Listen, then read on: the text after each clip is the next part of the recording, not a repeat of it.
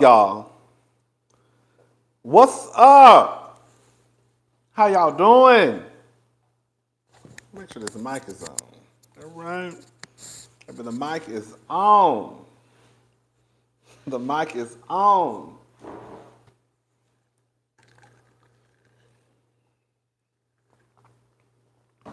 How y'all doing?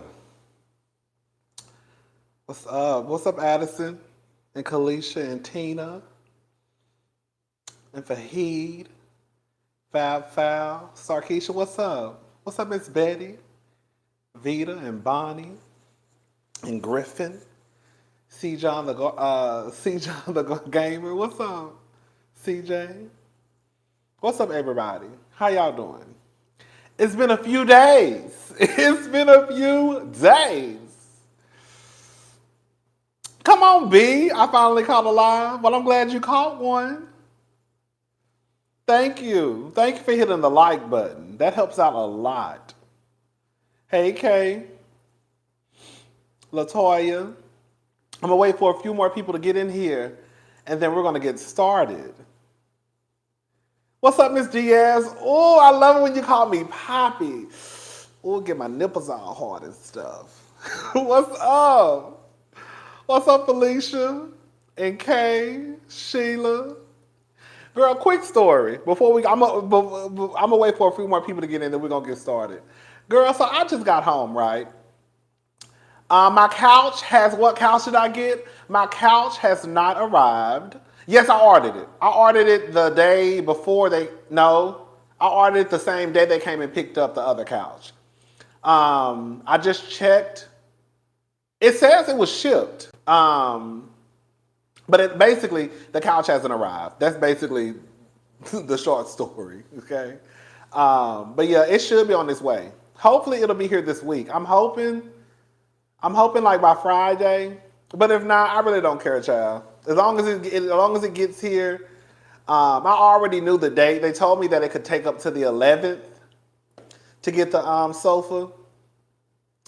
Girl, I'm gonna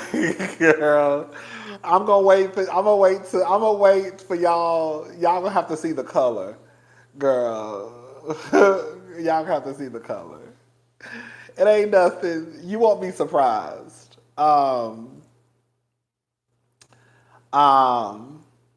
I didn't get those pillows, those Hermes pillows. Girl, no! Girl, I was hoping one of y'all was gonna buy them for me. And then Kawhi just kept, if y'all would have bought me the pillows, I probably would have returned them. Girl, I ain't got no business having no $1,200 pillows. Okay? The other day on my Instagram page, I posted some Hermes pillows that I wanted. The pillows are like $1,200. I really want those pillows. But Quad just kept, I really ain't got no business having no $1,200 pillows. So even if one of y'all would have gifted me with those pillows, honey, I would have politely returned them. Okay, girl. I don't need no $1,200 pillows, honey, child. Okay? Anyways, girl, they $1,200. Girl, I told y'all I got expensive taste. I just ain't got no money. Thank you, Marjan. Love you. Is Wendy Williams coming to CNN? Hit like. Girl, Wendy Williams, I doubt it. All right, y'all, let's go ahead and get started. I'll tell for one, yes, $1,200 for one pillow. $1,200 for one pillow. Come on, mojito in a blunt? Yes, ma'am. That's what I'm talking about. I'm not drinking. I just got some water.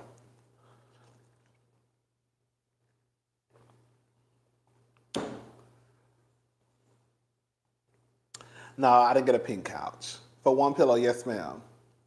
Yeah, I just feel like, girl, I ain't got no business having a 1,200. Baby! Yes, my girl! Girl, y'all, let me tell y'all something. Baby, y'all better stop what you doing and speak to the diva. Yes, ma'am. Erica De Niro, girl, yes, ma'am, the Erica De Niro TV is in the house tonight. Yes, ma'am. We waiting for the return, diva. Take whatever time you need. We're not gonna be selfish, even though I kind of want to be a little selfish and tell you to bring your back down here. But I'm not gonna be selfish and think about myself. Girl, just take whatever time you need. Girl. But we're not gonna be selfish. We're not gonna be selfish. and then just come back and hit us with a 1-2. Okay? All right, y'all, it's been 5 minutes. Let's go ahead and get started. The first story that I wanted to go ahead and knock out of the way is Matthew Lawrence. Y'all know Matthew Lawrence is dating Chili from TLC. This is what was reported the other day. So Matthew Lawrence calls out sexual harassment double standard and claims he was dropped by agency for refusing to strip for director offering Marvel role. So Boys Meet World's actor Matthew Lawrence is calling out the double standard with sexual harassment as he claims he was dropped by an agency after refusing to strip for a director promising him a Marvel role. On the latest episode of his Brotherly Love podcast, featuring brothers Joey Lawrence and Andrew Lawrence, Matthew Lawrence, who's been going viral with his new boo, and TLC member Chili alleged there's been many times in my life where I've been propositioned to get a huge role. The 43-year-old added, I've lost my agency because I went to the hotel room, which I can't believe they would send me to, of a very prominent Oscar award-winning director who showed up in his robe, asked me to take my clothes off, and said he needed to take Polaroids of me.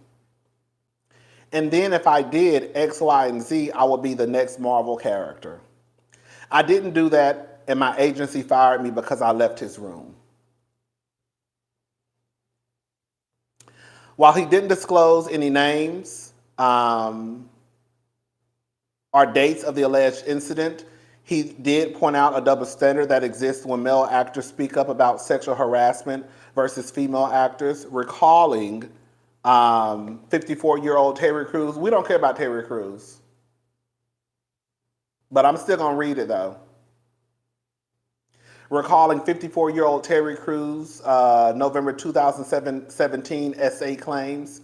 Lawrence said Terry Crews came out and says it. People are laughing at him. People don't support him. They kick him out. Why? Because he's a man that represents masculinity. Okay, that is true. I'm going to be fair. I don't know why I feel like I need to be fair. They ain't fair to us.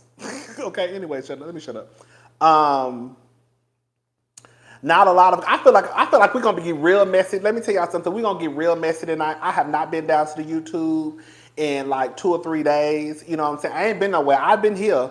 I just wanted to it's the start of a new month. You know what I'm saying? I wanted to just take some time off and just take some time off, So I've been missing in action for the last couple of days. But I feel like this is the start of the month for me.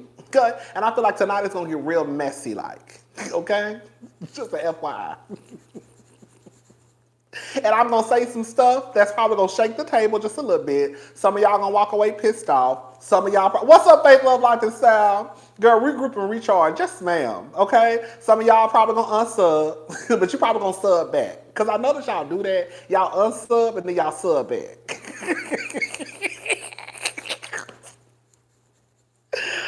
Oh, God. Anyways. Basically, he was saying that because he's a man and represents masculinity, I think our society is less ready to hear that situation going on with men than they are with women. Not a lot of guys, in my opinion, have come out and talked about this in the industry. There's also the same situation. Now, granted, it's probably about a third of what women go through.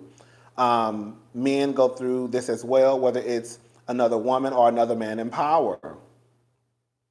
As a refresher, Crews tweeted that a high-level Hollywood executive groped him at a 2016 event, and he named him as William Morris.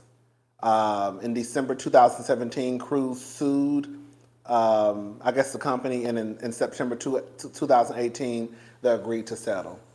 But girl, y'all know we don't really fool with Terry Crews, because remember when Gabrielle tried to come out and defend him? And then he wouldn't come out and defend Gabrielle. He basically said that, girl, I didn't ask her. Girl, he basically said, girl, F Gabrielle. That's why I be telling y'all to mind y'all business. Girl, I be telling y'all. Girl, I be telling y'all to mind y'all business. Let these men defend each other. And then y'all still don't listen to what I say. You come out and you defend him. And then when it's time for you to be defended, girl, he basically do this to you. But y'all don't want to listen to me, though. Okay?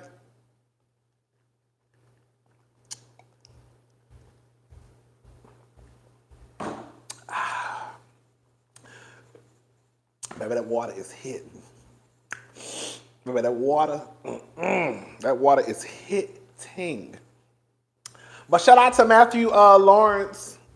I do, believe that it happens more than what we will probably think.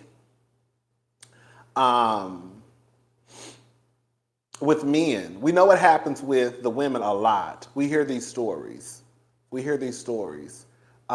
we see it on television, right? We see it. That's why I get so confused when people try and act like when these women come out and say things like, oh, X, Y, and Z happened, people tend to not believe them or say it's BS. When, girl, we can literally turn on Love and Hip Hop and see how these men use their power to, get with these women, promise them a hit record, right? Jocelyn didn't get her hit record until, girl, the other day. You know what I'm saying? Girl, what was the song called? What was that song called? Something about birthday? Girl, I'm running like a cow, like a cow. Girl, what was the song, girl? I can't remember it. Girl, she was all over the place with that song. Miss Thing said she was getting her a Grammy. I said, I know that's right. Stevie. We still waiting on, even though, girl, Stingy with My Cootie Cat. Girl, I ain't gonna lie, girl, Stingy with My Cootie Cat was my song. I don't care what y'all say. I'm stingy with my cootie cat. Girl, when Johnson made that song, it says stingy with my cootie cat. I said, yes, ma'am. Girl, Johnson said stingy with my cootie cat. Girl, y'all slept on Girl, serious. Girl, y'all slept on Stingy with My Cootie Cat.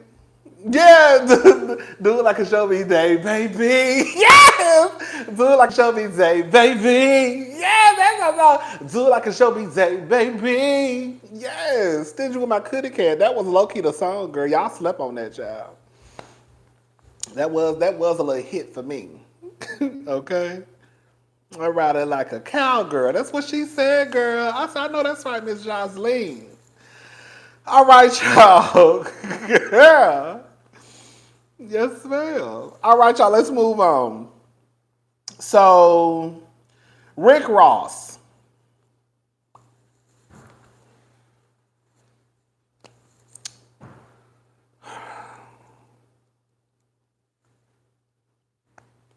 I'm about to say some stuff, and I don't want none of y'all to get mad, and I don't want any of y'all to get offended, but I'm going to say it because I'm Rodney the Voice, and I feel like it needs to be said, okay? Rick Ross neighbors file petition to stop car show. Rapper plans to hold at his mansion. Community not happy with thousands of fans the event is expected to attract. So this is according to the Jasmine brand. Reportedly, some of the neighbors that live in the same upscale community as Rick Ross have filed a petition against the rapper's upcoming concert, car, and bike show. The event, which is expected to bring over 6,000 people to the neighborhood, will take place at Rick Ross residence located on Highway 279 on June the 3rd. Residents told Fayette County Board of Commissioners that the event caused way too much traffic last year. In addition, they will have to go on vacation to avoid the craziness the show will bring to the community. Girl, let me tell you something, girl. Look, I just want to say something before I go on with the story. Girl, I want to be able to be in a position where, girl, if something going on in my neighborhood, I could just say, I gotta go on vacation. Girl, the people say, girl, it's too much going on in the neighborhood, girl, so I'm just gonna go on vacation. Do you know how lovely that is? Girl, do you know how lovely it is to say? Do you know how lovely it sounds to say? Girl, it's too much chaos going on in the neighborhood, so I'm just gonna go on vacation. Girl, I know that's right. I know that's right. I know. What's up, Black Hippie? I know that's right. Girl, that's what I'm trying to be. All right. During a recent board meeting, girl, is that even legal? So listen, during a recent board meeting, neighbors shared why they are against the event. One person addressed last year's car show and said our quality of life was unnecessarily compromised. Another neighbor recalled feeling like he was trapped due to the traffic caused by the event. We feel locked out. It took me 40 minutes to get out of my subdivision.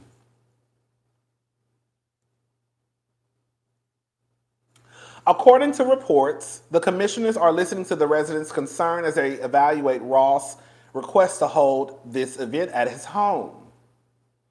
For the last few months, Ross has seemingly been on his neighbor's bad side. As previously reported, in March, the rapper's neighbors were livid after his buffaloes escaped and traveled through the property. Reportedly, neighbors were concerned that his 2,200-pound buffaloes would be a safety issue for the children in the neighborhood. The rapper eventually took to Instagram to respond to the backlash. This is what I gotta say.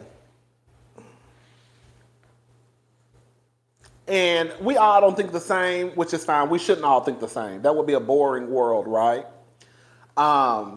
But, there were people in the comments who, defended Rick Ross and basically said, girl, buffaloes. Yes, buffaloes. I saw the video of the buffaloes running around the neighborhood. Yes, for real, for real. I said, girl, this is a mess.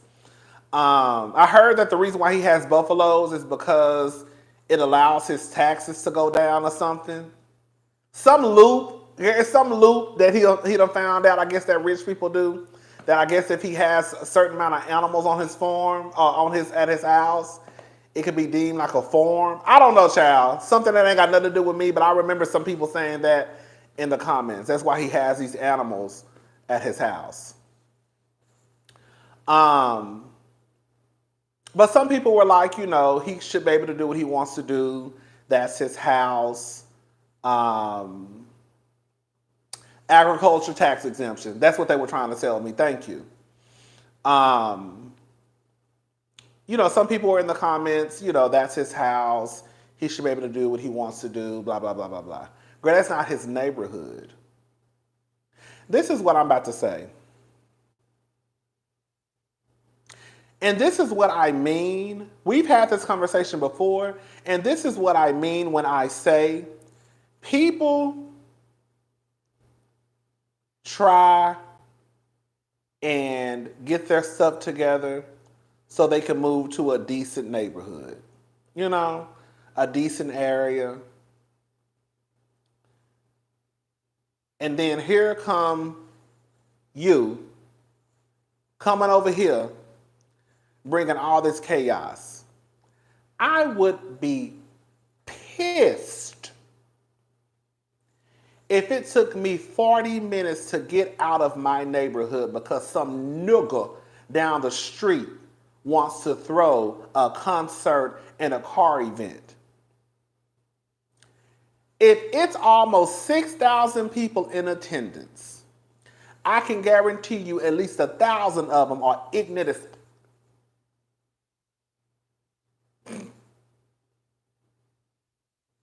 girl, that is ghetto and that is dangerous to have that many people up and through the neighborhood. And why would you want those people at your house? You couldn't have went and rented some space to do a concert and a car show?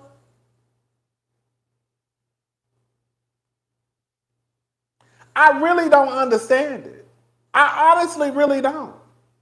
Baby, if I looked out my window and I saw all these people getting dropped off by Ubers, dropped off by Lyfts, walking down the street, when I tell you I would be pissed.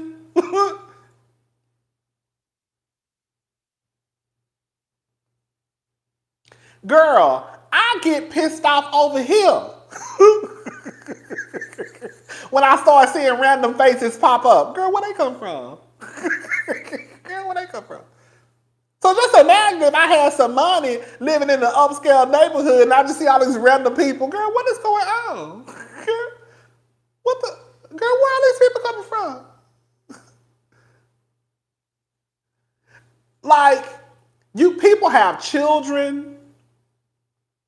It's just too, I just feel like even if Rick Ross has a big estate, even if he has, girl, land on top of land on top of land, and I'm sure that he does because I heard that they rented his house out for coming to America. So I'm sure he has his grand property. But clearly your property is not that big to the point where if it's taking your neighbors 40 minutes to get out of their subdivision.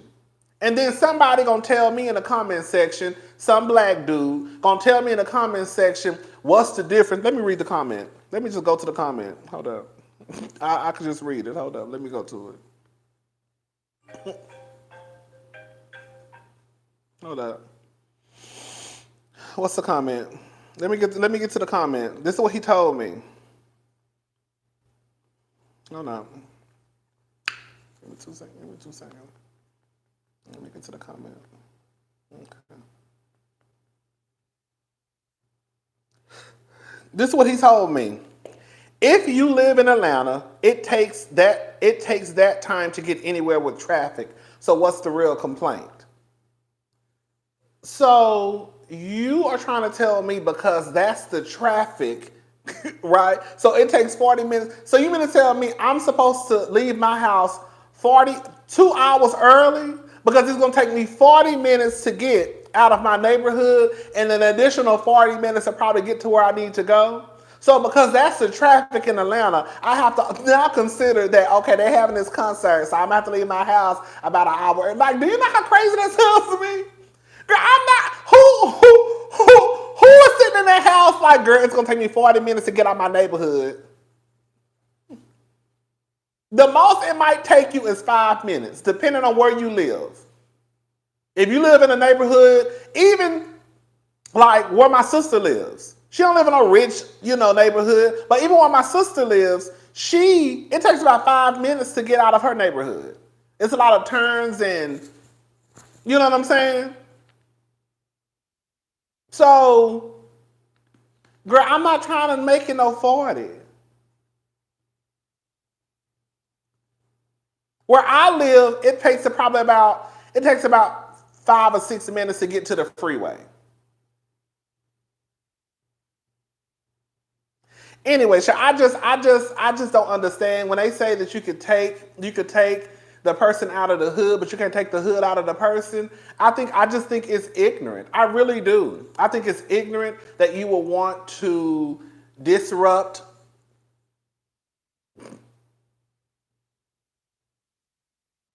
the community. Like, y'all be wanting to move into these affluent black neighborhoods, girl, with the white people. But then you want to come over here and still act like you ain't got no sense. When the truth of the matter is, girl, yeah, it's people over here who act like they ain't got no sense, but at least they act like they ain't got no sense in their house. I'm sure some of your neighbors is a hot ass mess. I'm sure some of your neighbors might be in the house fighting each other, turning up, probably got a dead body in the goddamn basement. But girl, we don't know that. Girl, you out here doing all this, girl. It's quiet. Everybody mind their business. We walk down the street. We say, hey, Maxine, how you doing, girl? How you doing? I'm fine. Hey, James, where Keisha at? Oh, she at work? All right, tell her I'm going to call her later. That's how people act like, that's how you act when you live in a neighborhood with people who like they got some sense. Even if it ain't rich. Even if it's not considered upscale. We have to carry ourselves with some decency. You know what I'm saying? All right, y'all. Let's move on. Girl, we're moving fast tonight. We're moving real fast tonight. All right. Let's move on. Baby.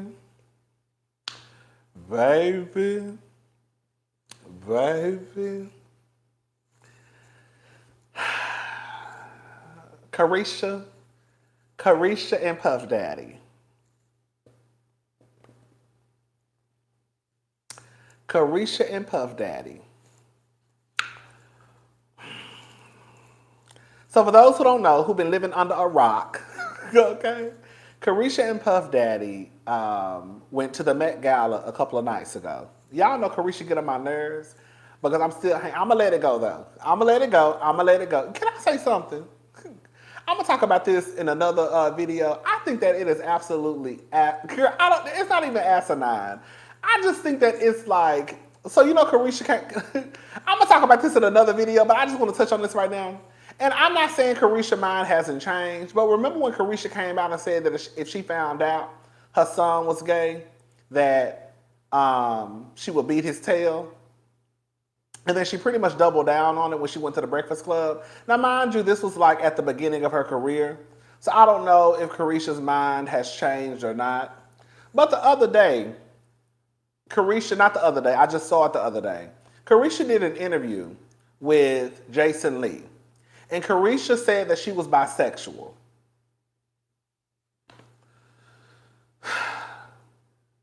And the only thing I could think about was you walking around here, girl, with Keisha's coochie on the top of your lip. You walking around here crawling between, girl, whoever legs, girl, going to town, girl, catching your life, girl, bumping cats, having a good time. But then, girl, you had a nerve to say years ago that you would beat your son's tail if he was to be gay, but you out here eating puss. Girl, I don't understand it. That's what I be talking about. That's exactly what I be talking about. I was like, girl, what? I said, okay. Okay, girl. Okay. Girl, I'm going to let it go. But nonetheless, girl, girl, I heard eating Boochie Cat. Girl, I heard eating Boochie Cat. But got the nerve to say you would beat your son if he was gay. But I'm going to let it go. I'm going to let it go. Let it go. I'm going to let it go. I'm going to let it go. I'm going to let it go. I'm going to let it go. I'm going to let it go. I'm going to let it go. I'm going to let it go. I'm going to let it go. I'm going to let it go. I'm going to let it go. So, Karisha was at the Met Gala. I'm not going to lie. Baby, Miss Karisha turned it out. I said, ooh. Ooh. I said, ooh, Karisha. When I tell you, baby, I don't care what nobody say, girl, that helper is ignorant. She's ignorant.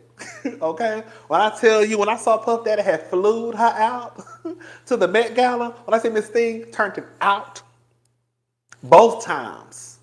Y'all didn't even see, did y'all see the dress afterwards with the chains and the Chanel hair? I said, ooh. I said, ooh, ooh. But Miss Thing came out there with some goddamn girl. Miss Thing came out there with a hula hoop wrapped around her neck. I say yes. I be wanting that type of shit. I want the girls to do the most. Well, you can't even turn your whole head. When I think Karisha walked out there, girl, with a whole hula hoop. Girl, when I tell you, Miss Karisha walked out of there with a whole hula hoop around her neck with some feathers, girl, and she couldn't even turn her whole body. That's the type of shit that I be talking about. I be wanting to see at the Met Gala. Just over the top. It don't make no sense, girl. Where is you going? To the Met Gala? Girl, let me try to show this. Let me try to show this picture of Karisha after the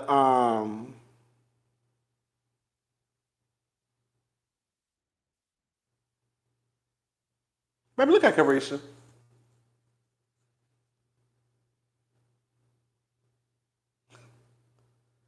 Baby, look at Karisha. I said, girl. Baby, Miss Thing was sickening. I said, ooh. I said, ooh.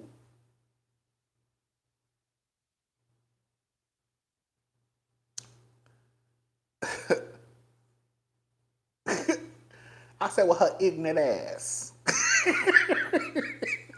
Oh, ignorant heifer, look at her. I said, Miss Thing is fly as hell. Bitch, Miss Thing, I said, ooh, Karisha.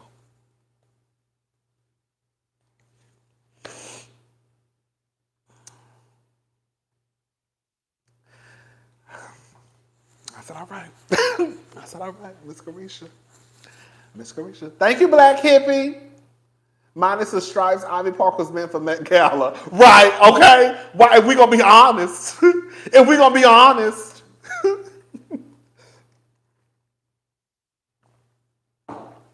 Karisha was bad. Anne Hathaway was bad. Anne Hathaway was bad. Cardi B was fly. I love Cardi B's outfit. I thought Tiana Taylor was bad. Asian Fish right here. I don't know who this lady name is. What, I think I got the picture. This heifer right here was fly. Where's she at? I was gonna talk about this. Oh, here she go. Baby, Miss Thing. Miss Thing. Girl, I said, what? Some of the girls was turning it out. I was like, ooh, this is the type of carrying on I be liking. I be wanting a whole bunch of extra unnecessary shit. Okay? I could see if her opinions change because we all have had to reevaluate our opinions. Right? That's so true. But I would respect it if these high-profile people would practice going back and addressing their bigoted statements. Come on! Thank you so much. And I'm with you everything you said. But yeah, some of the girls turned it out. This was probably the first time in a long time where I was like, "Ooh, girl, the girls is really coming to play."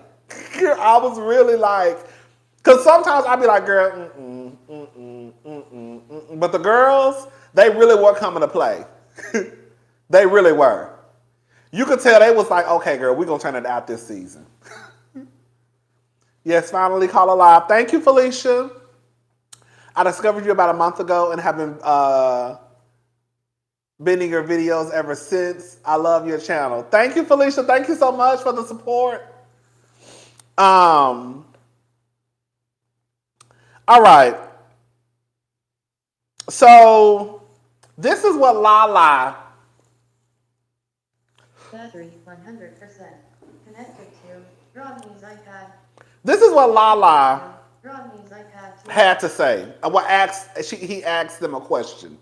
Because again, Karisha came out probably like a week or two ago and said that her and Puff Daddy, or it was reported, I don't know if she said it, but it was reported that her and Puff Daddy, I think she said it too, that her and Puff Daddy, pretty much, I guess the intimacy as far as like, I guess the, was done, but they still remain friends, right? And this is what, I guess because they arrived at the Met Gala together, some people were confused. And this is what Lala Anthony had to ask her. And I want to know. Go ahead, say that. Hold up.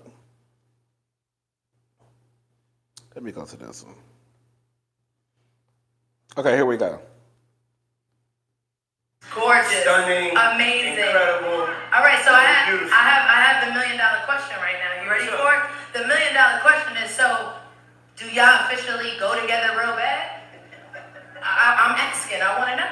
She gonna answer that. You not answer that? No, of course. We here. All right, real bad.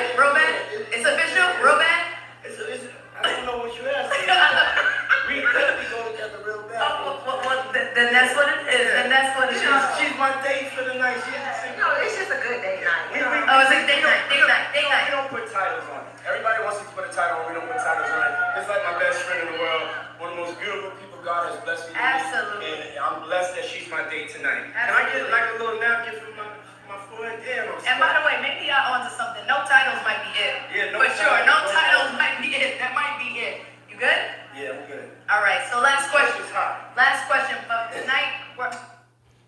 Girl, quiet as it's kept. Girl, if we gonna go ahead and be messy, girl, this is no tea, no shade to Lala. But girl, even with the title that you had of Miss Anthony, your man still stepped out and not only had one, but I heard had 3 babies. So I think we should stop worrying about titles. Because quiet as it's kept, as far as I'm concerned, especially for you, Miss Lala, girl, titles don't mean a damn thing. Girl, the ring didn't mean a thing because, girl, they said Carmelo Anthony, I heard, got a baby and a set of twins. That's what they say. I don't know. Listen, I don't know. They say he got that daughter and they say the other girl had a set of twins. Am I lying? That's what they saying now. I don't know. Girl, why you worried about titles? Quiet is kept, okay? Anyways, let's move on. I'm not going to... Okay, but so this is what I got to say.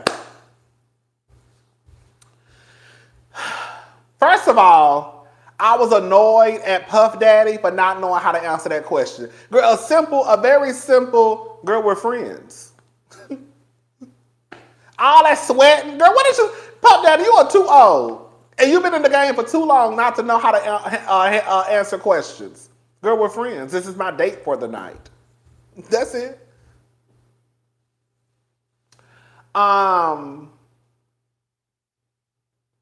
Listen, let's just talk. Do I think that Karisha likes Puff Daddy? I do. I think that Karisha likes Puff Daddy more than Puff Daddy likes her. Lala. What's up, Carlos? I do. But I really think what bothers people... Oh, girl, hold on.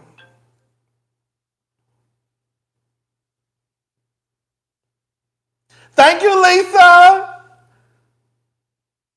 And thank you, Velvet. Please do a Met Gala fashion review. Okay, I might try to do one. It's probably going to be late, but I might try to do one this week. Thank you. All right, so do I think that Karisha, is really into Puff Daddy? Yes, I do. And do I kind of believe if Puff Daddy wanted to make it real official, would she probably do it? Yes, I do. But I also think that it's driving people crazy that we have seen Karisha and Puff Daddy together so much and they don't have a title for their relationship. I think it drives the people insane. So even with Lala asking them, girl, what's going on? When the truth of the matter is, girl, it really could just be, girl, we're on a date. I asked her, would she accompany me to the Met Gala, and she said yes. That's really it. Hold up. Karisha should enjoy the moment and keep working the room of opportunities. People get into relationships with titles and forget to work the room of opportunities and instead ask for bags and flights. Come on, the mental fit chick. So I'm gonna say this. This gonna sound a little ignorant, okay? I'm gonna say this. It's gonna sound a little ignorant. It might sound a little gutter snipish, okay? It might sound a little hood.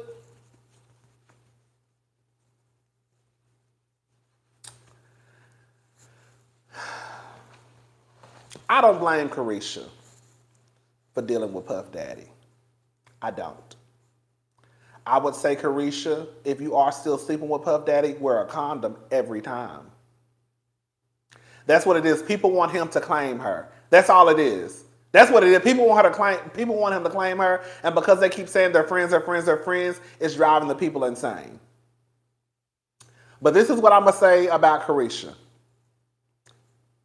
I'm just saying, again, this might come across as ghetto. And girl, how dare you? But I'm going to say it. I don't blame Karisha for fooling with Puff Daddy. I would ride that motherfucking train until the wheels fall off. Sure would. The truth of the matter is, Young Miami is in her 20s. Young Miami, being with Puff Daddy, allows her to be in a room with a who's who, allows her to meet certain people, to elevate her career. She getting flew out to the motherfucking Met Gala.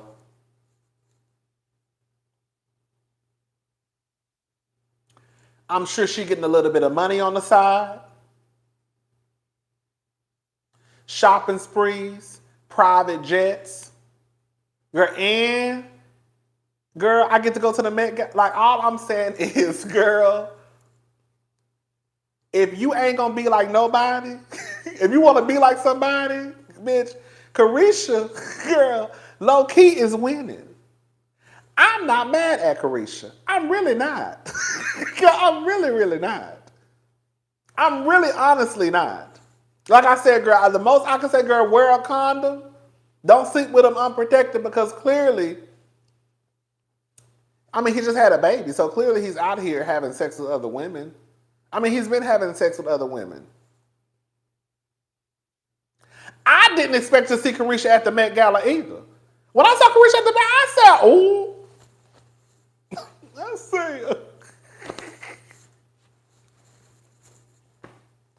I say, girl, City Girls up 1 million. That's all I'm saying, girl.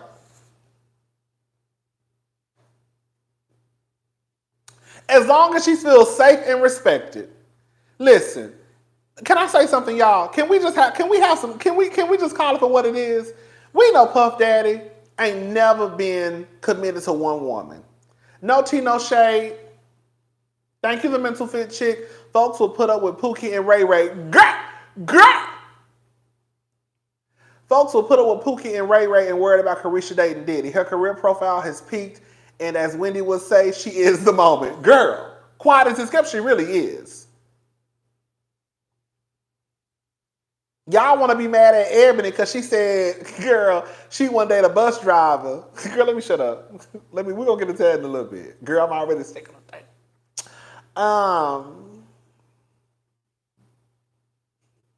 Thank you, Velvet. Dear Karisha and my Kaya boys. Get money, bitch. Right. Like, Karisha is only, what y'all say, 28, 29?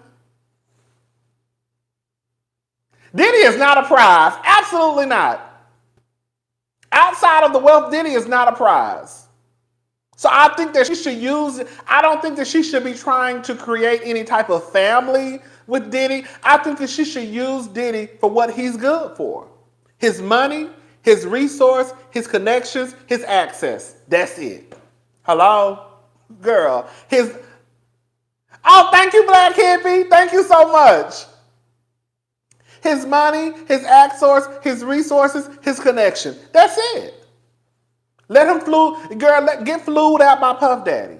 Go to the Met Gala. Get your radio shows. Win your awards. Because I still don't know how Karisha won that award, and Karisha only had like 3-4 episodes. But okay, whatever, girl. Get your his resources on the prize. Thank you, the mental fit chick. Girl, get your TV show. Get your bags, get your shoes, get the invites, girl. Bump shoulders with the who's who, girl. Have conversations. Yes, ma'am. I'm not mad at it. I'm not. I'm not mad at it.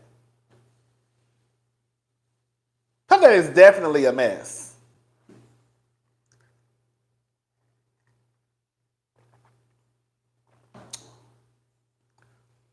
Mm-hmm. So, but yeah, I think that it really, I think that some people, because when people, this is just in life with a lot of things, honestly. When people don't understand something, they start to kind of get like, girl, what's going on? Because they don't understand it. And especially like with relationships, what's up, make it make sense? Especially like with relationships, when it's a man and a woman and people can't pinpoint or say, girl, their girlfriend or boyfriend, then what are they doing? Because I think for a lot of people in their head, the end goal is to be married. Not to just have a good time, not to enjoy life, not to get flued out, not to be at the Met Gala. Like if your goal is not to be married, then why are you with this person? Hey, Rodney. Thank you, Tracy Adams. I'm late, but I'm here for the tea. Puff said they left early because he didn't like his seat. Girl, I wonder why they really left a few minutes after they got there. That's funny. Make no mistake, Diddy is using... There we go! That's the part I left out. Make no mistake, Diddy is using Karisha to stay relevant too. He realized these Gen Z kids don't know or care about him, so he's trying to tap into the market. She better ride till the wheels fall off. That's another thing too. As much as I say Karisha is ignorant, the truth of the matter is Karisha is very popular. Okay?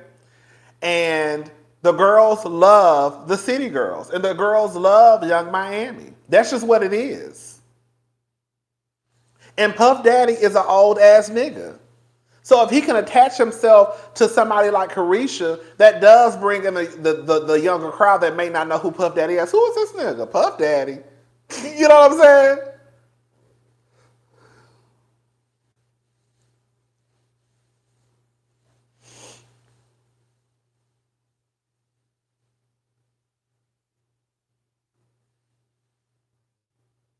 Hey, it's 893 people in the chat. Can y'all do me a huge favor and like the video, please? It's 351 likes. Can we get those likes up, please? Thank you so much.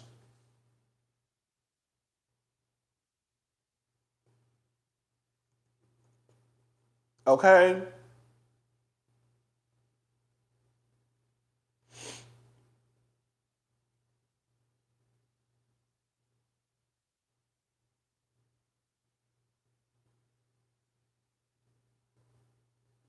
But yeah, I think that's what it is. I think that because people don't know and they're confused. Now Erica Mena should have her pen and paper. Ain't no way I would have got with Nikki Hasbin. That's crazy to me. Thank you, the mental fit chick. And man, girl, let me shut up, child. And then surprise, she only getting. Let me shut up. But yeah, I think that's what it is. I think people just don't like the fact that girl, Karisha's out here living her best life. I don't think Karisha does it. I'm hoping that Karisha realizes the nigga that she's messing with. Like I said, girl, we've been around. Girl, Puff Daddy has, like, even when Kim Porter, may she rest in peace, girl, even when Kim Porter was here, girl, he was still messing with Cassie. He was messing with all these women at the same time. They all knew about each other. They knew what the tea was. And you see what Cassie did? Once Cassie, what's up, Sakina? You see when Cassie got fed up, honey, she got her money. Y'all see when Cassie got fed up, honey? Cassie said, "Oh, baby, I done hit about 32. Girl, I gotta go."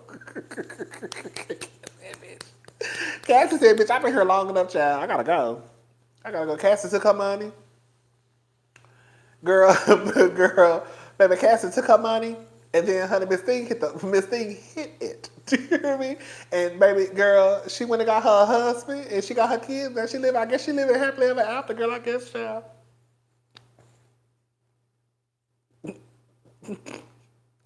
All right, y'all, let's move on. Who up next?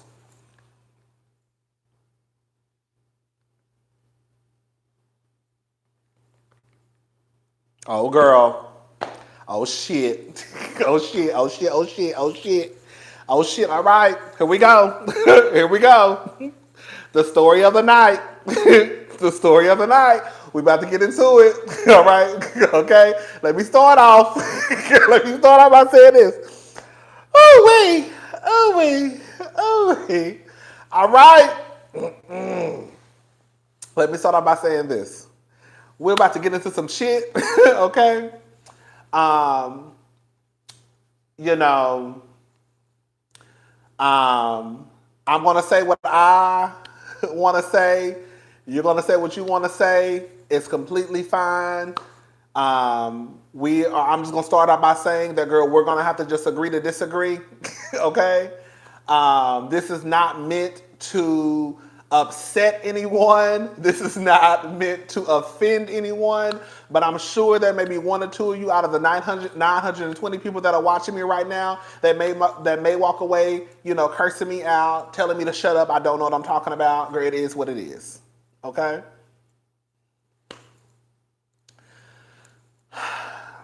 So Ebony K. Williams, she has a show. And Iyanla Vanzant was her guest. I watched the entire interview.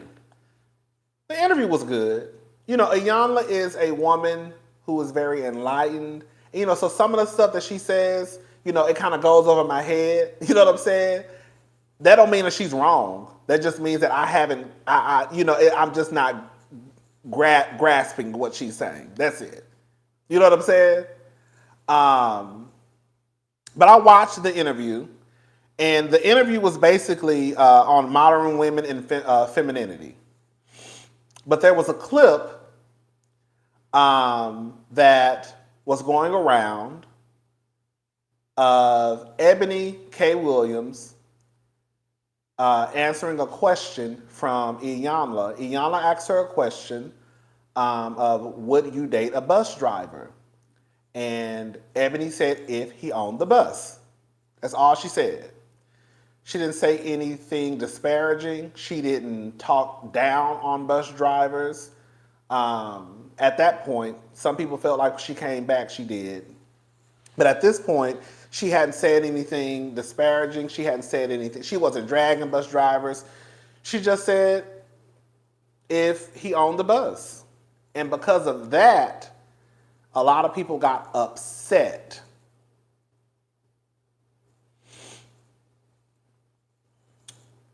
I saw a lot of women upset. A lot of women upset. I didn't understand why the response was so heavy. Because again, she didn't say anything disrespectful. She literally said, she didn't even say no. She said, if he owned the bus. I'm going to play the clip. If he owned the bus. That's what she said. And because she said that, when I tell y'all, I ain't never seen so many people start bringing up their daddies was a bus driver. Girl. I said, girl, not y'all bringing up y'all daddies was a bus driver and your husband is a bus driver. Girl, good. That's good. Ain't nothing wrong with that. Girl. Interesting that black men feel away because black women are now the breadwinners and won't accept less. But most wealthy black men don't see the value in us, so it's time to move on. The broke women were upset. Girl, the mental fit shit, thank you. Girl, when I tell you, I saw so many people in the comments talking about, well, my daddy make $160,000 as a bus driver. Now, let me just say this. I have seen people online say that I saw one black man say he makes $200,000. I saw somebody say their daddy make $160,000. I was Googling the salary of a bus driver, and I didn't see nowhere in no 100,000s. Now, I'm not saying that it's not true because some of you said that your fathers, your husbands, that they make six figures. And I was seeing people again, my daddy make 160,000. This one man said I make 200,000. And I'm like, well, girl, I was looking, and I'm like, girl, where?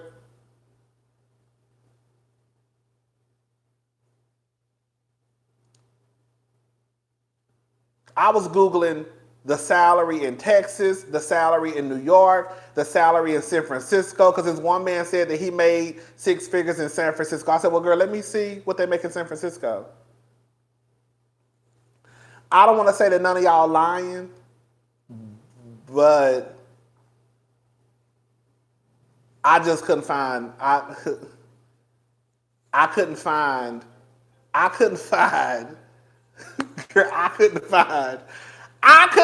the data to back up what you were saying. I couldn't find anywhere on the Google that says that the bus drivers are out here making $160,000. This one black woman in the comments section said that her father has been a bus driver for 30 years and he makes $160,000. That's what she said. That's exactly what she said. And again, it wasn't 1, 2, 3. I saw at least 10 people talking about how they make six figures. And I'm like, girl, what? I'm like, well, girl, okay. The first person, I'm like, okay, well, girl, you make six figures, damn. As a bus driver? I think, well, who bus you driving? Like, are you driving around the country like driving Beyonce on tour? So I was like, okay, this is, okay. Like I said, I ain't want to just outright call the people a liar because I don't know, but I couldn't find that nowhere. I was seeing between $17 and $37, between $23 and, $33.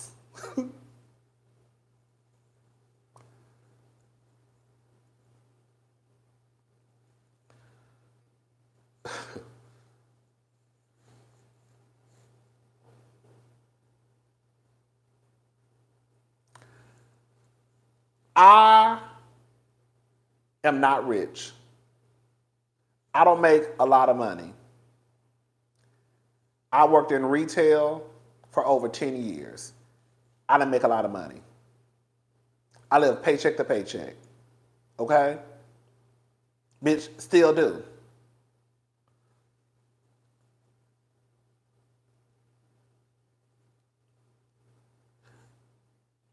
I'm trying to tell y'all my business. Do I make more now than when I worked in retail? Yes, I do. But I still don't consider, I'm like, so I'm not talking down on people who are bus drivers, who work at, bitch, I worked in retail. You know what I'm saying? But I also can step outside of myself and sometimes just call shit for what it is. The only exception is MTA and NYC, where the bus drivers make six figures with overtime. My father-in-law, over 20 years of service, this isn't the norm. Thank you, Sasha Roberts. So that's another thing I wanted to say too.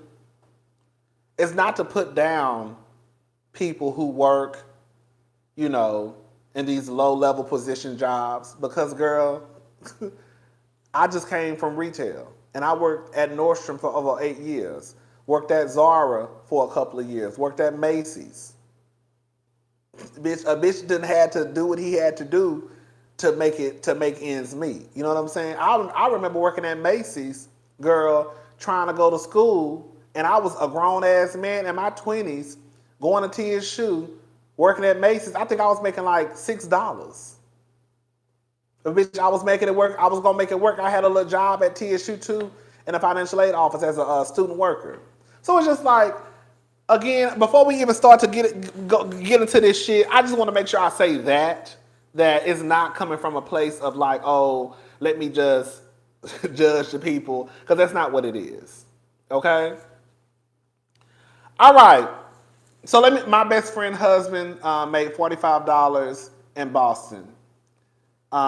If she's an attorney, why is she wrong for wanting to date a man that is at least in the same tax bracket or higher? She wasn't down in the industry. She would rather marry the bus company owner. Girl, I'm with you, girl. So I'm going to play a couple of clips so you can hear more of the discussion. I'm not going to play the whole interview because the interview was like 25 minutes long, but I'm going to play this clip right now of what I'm going to play this clip, okay? So let me play this clip, and then we're gonna get into some shit tonight, okay? 100%. So y'all can get y'all a cocktail, because we about to have some conversations. Disconnected.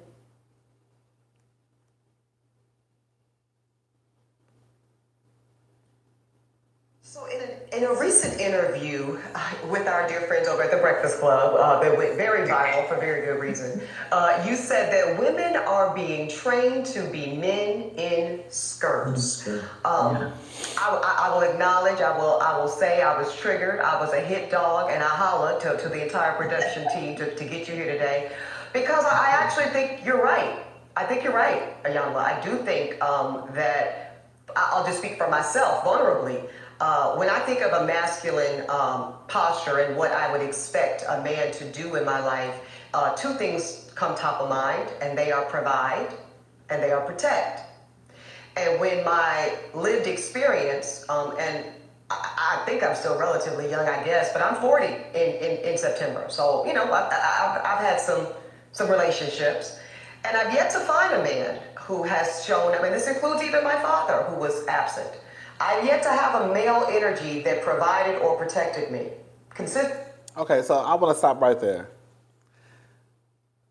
The first thing I want to say is this, and I'm going to be asking questions too, and some of you may enlighten me in the areas where I lack understanding. Okay, I think one of the issues, this is just from me from the outside looking in. When I look at relationships,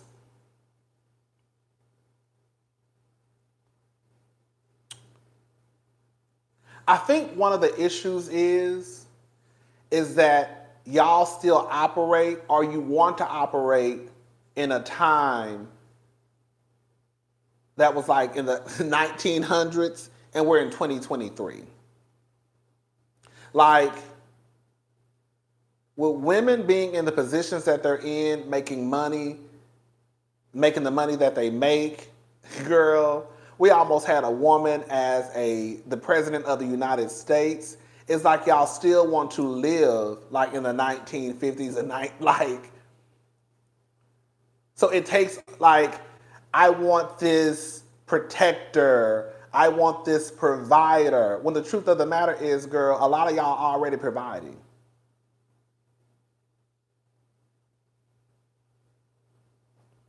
Like I don't know how it works because I don't know how you're in these positions that y'all are in, where y'all are the breadwinners, where y'all are making just as much, if not more, than your husbands or boyfriends, but then you still say, I need someone to provide for me.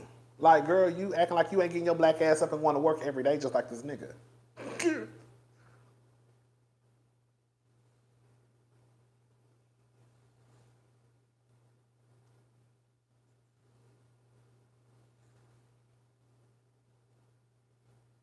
So it's like, that's why I kind of get like confused.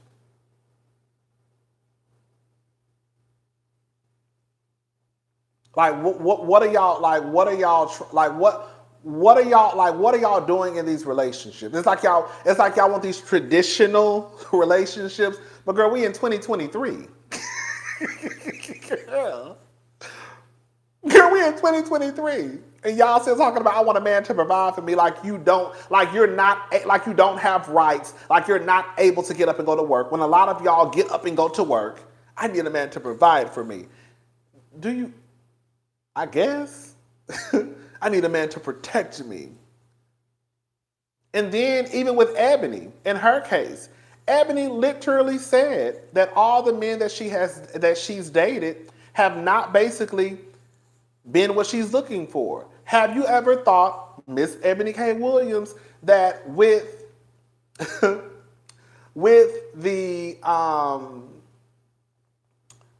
what has happened to you in your life, that it may be a chance that these men are not capable of giving what you think that you like? If these men are not out here providing and protecting and providing leadership, maybe it's just not in them. But if you keep looking for it, I just feel like why don't people walk into a relationship as, oh, we're walking into this relationship, we're partners. What I lack, you have. What you lack, I have. Right? So I don't necessarily need you to provide for me, because, bitch, I already got it. But if you just want to just pay the bills and say you pay the bills, then that's okay too. But why not just walk into the relationship as we're equals, we're partners, it's 2023, I make a lot of money, you make a lot of money. Where I lack, you excel. Where you lack, I do.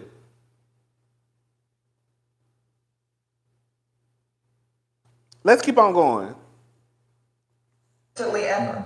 So I think that I have taken on the reins to protect and provide for myself. Because what I'm not going to do, Iyanla, is be without. Baby, it's not happening. Be without more. So that would be without protection, and be without the necessities of life. Okay. But I say that with an invitation, Iyanla, check me. Show me the error of my ways. Tell me how I might be missing it, because I might be. Okay. I too am an alpha woman, so I understand what that means. And I tell people all the time, I was a horrible mother. I was a great father. I was a horrible mother because I'd never been mother. Let me read the super chat, y'all, before I forget. I don't understand why she asks those questions knowing damn well she don't need a man.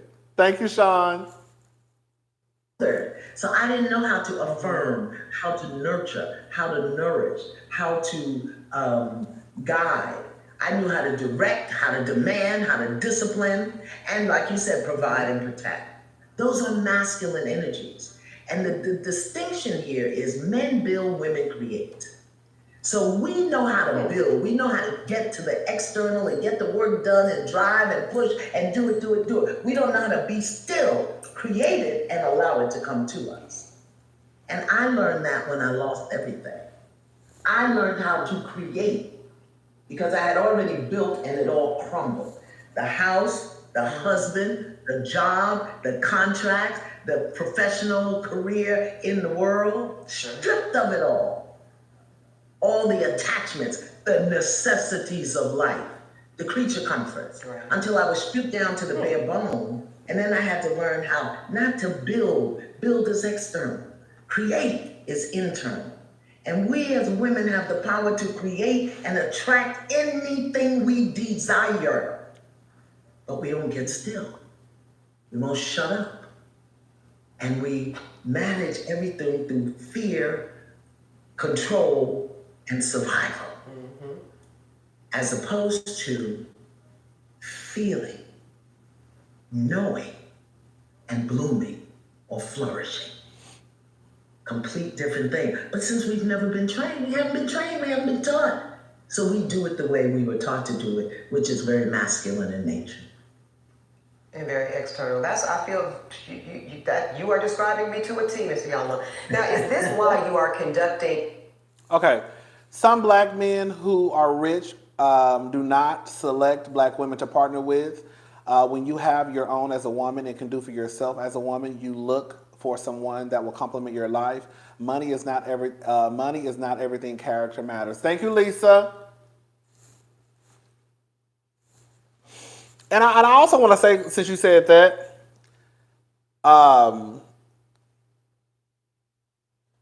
the way that I felt from what I saw, a lot of people acting as if when Ebony said that she would date a bus driver, like that's the only quality that she's looking for in a man. Like, girl, this is no tea, no shade. Not you, Lisa. Not you. This is not for you. I'm saying just people. I'm talking about people. When you said the whole money's not everything, it kind of brought something in my head. The way that people acted as if Ebony said that was the only thing that she was looking for in a man, I was like, girl, y'all acting like Ebony got on her and just said, girl, money is everything. Girl, fuck the character. Fuck if he got integrity. Fuck if he got morals. Fuck if he's a good person. Girl, she literally asked her, would you date a bus driver? That was the question. That was the question. That was the question. And she responded to the question. But nowhere in the conversation did she mention that character of a man, or integrity, morals was not important. All right, anyways. So this is the second part of what I wanted to play. I want to say this too. I'm addressing things that I saw on the internet, okay? If I see one more person get on the internet and bring up Kevin Samuels,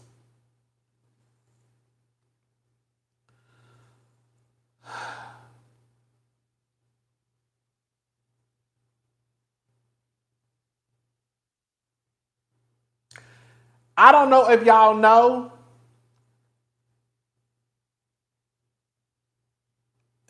Kevin Samuels should not be the person that you're calling on that would have gotten Ebony together. Kevin, I don't know if you know or not, is dead. And Kevin died in his 50s. And Kevin was single. And Kevin was also not married. So I don't know how you think Kevin could have got Ebony together. And this is no tea, no shade to Iyanla, because I love Iyanla. But y'all acting like Iyanla over there laid up with a man.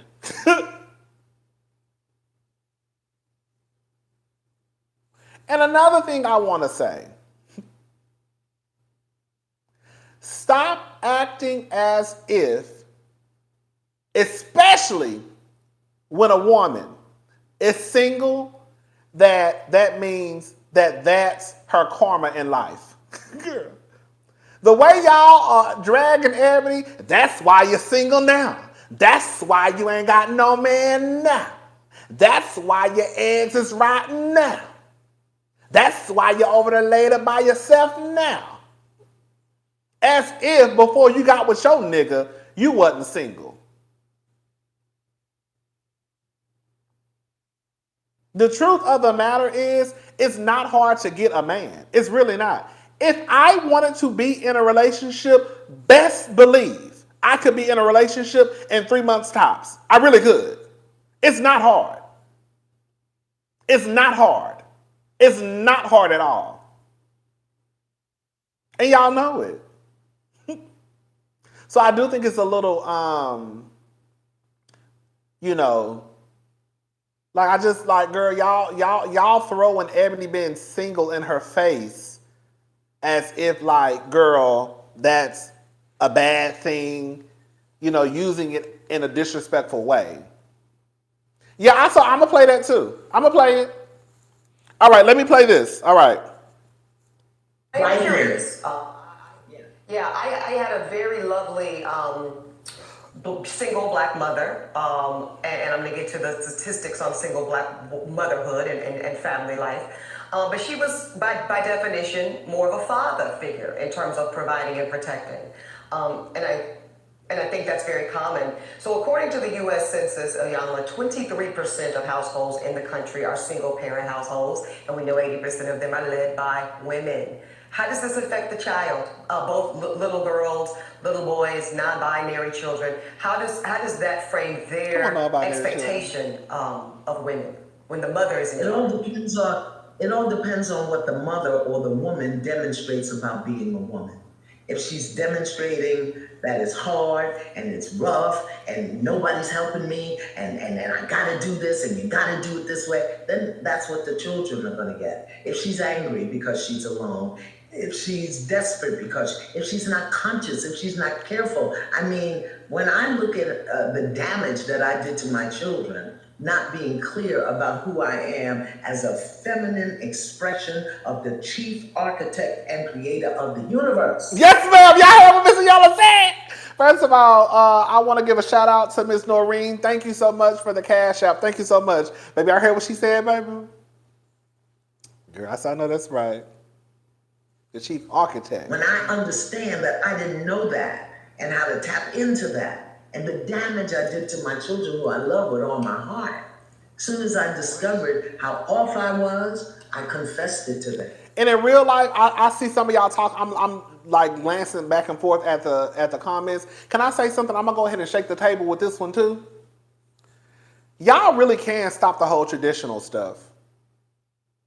I think it's one thing if you really and truly are in a traditional relationship, then girl, that's your business, that's your life, girl. I'm looking at you like you're crazy. But girl, the truth is a lot of y'all are not in traditional relationships at all. Y'all like to say y'all are, but y'all ain't. It's too many of y'all getting up and going to work in the morning. It's too many of y'all, girl, going half on a mortgage. It's too many of y'all paying the light bill, paying the cable bill. Girl, it's too many of y'all buying the groceries. It's too many of y'all paying y'all car note and insurance. What's up, Crystal? It's too many of y'all, girl, getting your own hair done. It's too many of y'all that are going half on everything in your house for y'all to still be walking around in 2023 calling y'all relationships traditional. It is not. It's too many of y'all that girl is signing your man up as a second card holder on your credit card.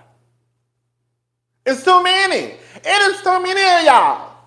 It's too many of y'all for y'all to be walking around here living that life and still walking around talking about, girl, I love that my man can provide for me. Girl, you are just as much of a provider in your household as your man is. Y'all filing taxes together. And quiet as it's kept, your name is first. Sometimes you're filing taxes alone. I'm just saying. That's not traditional. But y'all love walking around here talking about, girl, I love that my man provides for me, girl. No, you don't, girl. You paying $1,000 on your $2,000 mortgage too.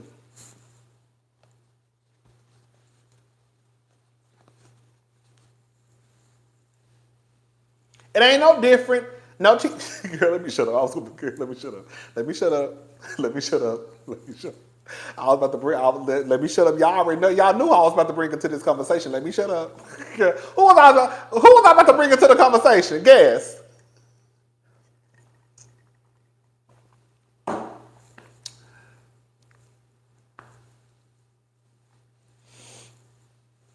Let me shut up. Oh, who said that? Who said that? Baby, who said that? Who said that? Girl, you already got it, girl. Girl, who said Candy? Candy.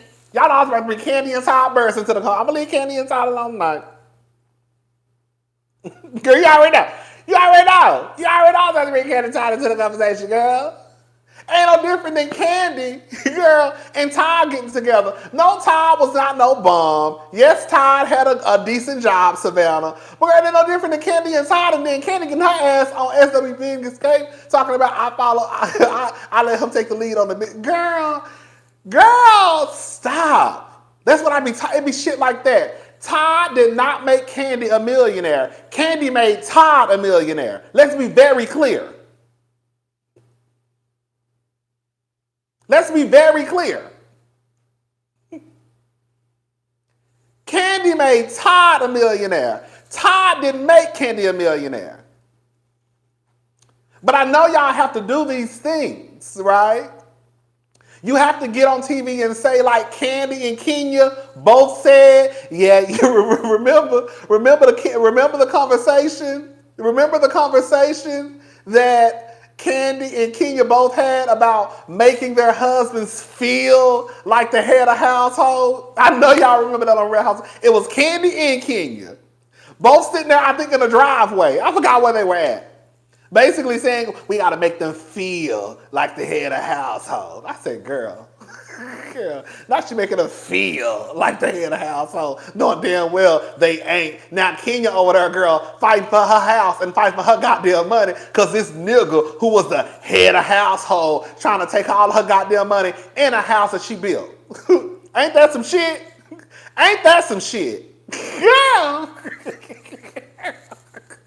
Hang it up flat screen. Hang it up flat screen. Thank you, the mental fit chick. Now, how she get in it? Girl, that's a Candy and Todd. Ain't got nothing to do with this. I'm just saying. All right, y'all, let me finish this clip. Okay. And asked them to watch me as I rebuilt who I was. And I'm still very alpha, but I'm in my throne and my crown is straight. Okay. I'm looking forward to straightening my crown, Dr. Iyanla. Let me ask you this. Let's get to the logistics, though. Let's get to the logistics. We know that Black women are earning college degrees faster than anybody else. Many of us are doing like we're doing, Iyanla. We're getting those terminal degrees, those JDs, MD, PhDs. We also are the fastest growing group of entrepreneurs, along with Latino women in America. Pew Research said that women are now out-earning men in 22 of the largest cities in America, including where I live, New York, DC, LA, you name it. When we talk, and I know that you said that you cannot teach a man or tell a man how to be a man, so I will not ask you to indict men in this question. But I do want you to speak, Iyanla, to how women need to, position ourselves so that we can be in our divinity, so we can have our crowns right, how we can create and not build, when some of us, quite frankly, feel that the men that are available to us, and I'm talking about across the color spectrum, across the age spectrum, trust me, I've done them all, they are... And you know what I also noticed too? Before Ebony came back with her response to the outrage, Ebony didn't even mention black men. She literally said across the color spectrum. And she literally said she done dated them all. But girl, the ones who were going off the most, guess were who? Girl. Not positioned to protect nor provide because of some of the statistics we just talked about. They're not earning the incomes. They're not having the resources. And some of them are not even showing up in the leadership. Would you date a bus? That's the part, Ebony. You know all of this, and you still. I think that's the part where I'm like, that's why I get confused because Ebony, you're saying all of this, and you're saying that you know this, and you're saying that within your lifetime of you dating, it's just not happening. But girl, you still like. It's kind of like, girl, you're still looking for something that may not never come, may not ever come. So if you know this is your experience, then girl, why are you still like? It's like, what do they say? It's like expecting a different result but doing the same thing. It's not working. Girl, they not showing up the way that you think they're going to show up.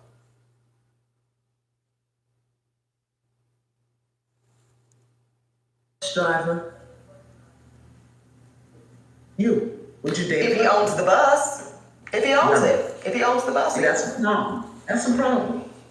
That's a problem. Because the standards and requisites, and I'm not talking about him laying on his sofa playing video games all day. I'm not talking about that. But the standards and the criteria that we use to measure men is off for who we are as women and who they are in this society. I would date a bus driver if he loved driving the bus, if he was a man of integrity, if he was good to his mama, if he treated me well, I would date a bus driver. But we think that it's another human being's responsibility to give us what we need instead of us building together. I can build with a bus driver. I'd have my little stash over on the side in my prenup, but I can build with a bus driver. And that's what that's why I get confused because you're like, Iyanla was sitting here saying that people think it's others people's responsibility to give you what you need, but girl, y'all also in the same breath will be like it's a man's job to provide and protect. You see what I'm saying? Like I feel like when I hear you say people expect for these men to give, like, but y'all also say that girl, I'm looking for you because it's your job to provide and to protect. But then you'll also backdoor and say that girl, y'all are expecting these instead of us building together. Does that make sense what I'm trying to say? Let me rewind it. If he treated me well, I would date a bus driver. But we think that it's another human being's responsibility to give us what we need instead of us building together. Y'all get what I'm trying to say? She's like contradicting herself to me. Because in one breath, y'all will scream, it's a man's job to provide and protect, but then you'll say you think it's his responsibility to. So what is it? The question was about finances.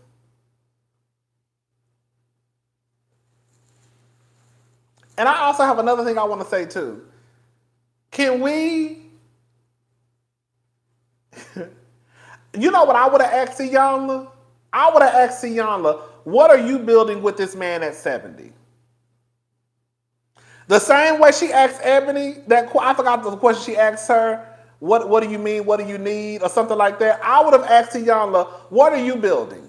You say you can build with this bus driver. I would have asked her, well, what would you be building at 70 with what you've accomplished already? I want to know. That's not being disrespectful, but I would want to know, what are you building?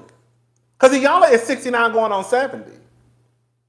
So if you met this bus driver and he, it's all the things that you described, what are y'all building together? That's not even being disrespectful. Come on, 1,004 people, that's what I'm talking about. Can y'all please like the video for me? What are you building with this man that you met who's a bus driver at 70 years old? What are you building? That's what I would want to know. Because you already have the accomplishments, you already have the money. So like, what are you building with him? Because if you met this man who's a bus driver, girl, let me shut up. I can build with a bus driver. I'd have my little stash over on the side in my prenup, but I can build with a bus driver. Okay. So I think I'm glad she threw in there, girl. Y'all get y'all prenups and have your stash on the side. Okay? She ain't no fool. of the criteria that we look for in the reality of today keeps us unhappy, keeps us angry, keeps us in. Listen, Linda, absolutely not. I know folks who dated men that love their mama and now they can't keep up with child support payments and are living with their mammy. I know somebody who was paying their husband child support payments. Can you imagine paying child support to a child and you can't even stand a mama?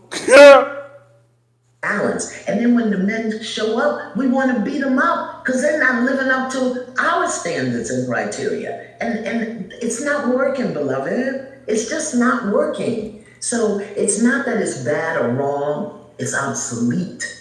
It's obsolete. We have to come up with a new way of being. I don't believe in carrying a man. A man has to do for himself. My son got his first job when he was in. See, that's why I get confused again, y'all.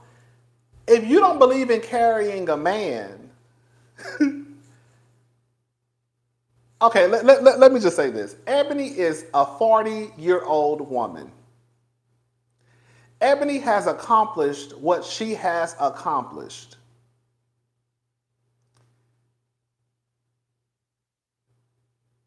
We're not going to sit here and pretend as if Ebony got with this bus driver who does not make anywhere near what she probably makes, that even with that being said, there won't be some type of ego bruised, girl, the masculinity is bruised, is fragile. Let me tell y'all a story. I'm gonna tell y'all a quick story. I had a conversation with someone. It was a group of us, okay? It was a group of us. We were having a conversation, and one of the people in the conversation, I would say, would consider them like a high earner. I think the person lives a very nice life. Lives a very nice life. And I remember him saying that he would date someone if they, were driven and trying to accomplish things. Just listen to me. And then somehow money came up. And he said that he would date a guy if the guy made $60,000 a year. And I said, I said, well, girl, how was that going to work?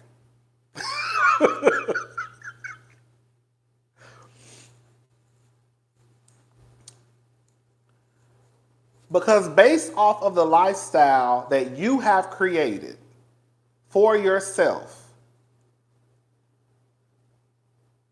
it's not like you just sit at the house.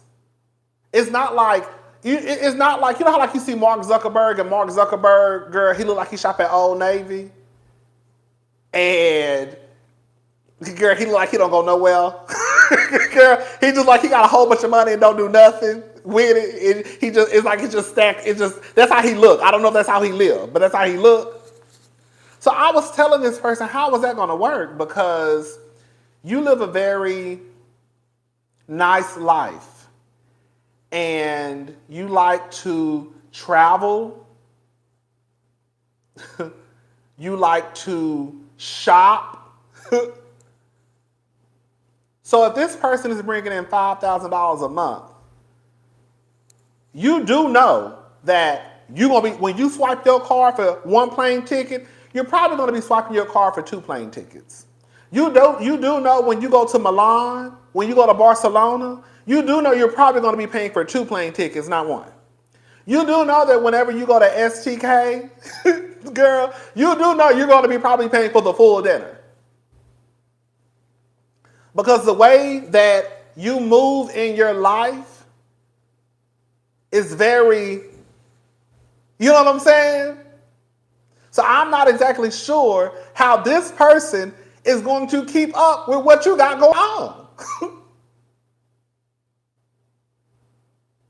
Now it sounds like, oh, it sounds cute to say, oh yeah.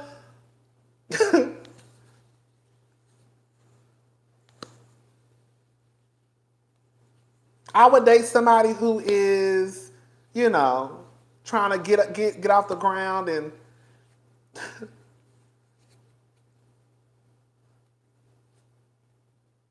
Beyonce still go to Target. Beyonce still shop at Target. So I just think that sometimes people are not, I feel like if we start being realistic, like girl, like what, like in real life, $60,000 for one person is a lot. But girl, for you, that's not gonna do nothing. That's not gonna do nothing, baby. You probably spend more than $5,000 in 1 month. Remember when I said, remember when we were talking about the Real Housewives of Miami? And I said out of my mouth, I said, girl, I could never hang out with Lisa. I could never hang out with Dr. Nicole. Girl, I can't keep up with y'all. Even as friends, I can't keep up with y'all. Girl, they say Lisa around there spending $200,000 a month. Girl, I can't be friends with you, girl. I can't be friends with Dr. Nicole. Girl, we on two different sides of the goddamn world. I think that in Ebony's case,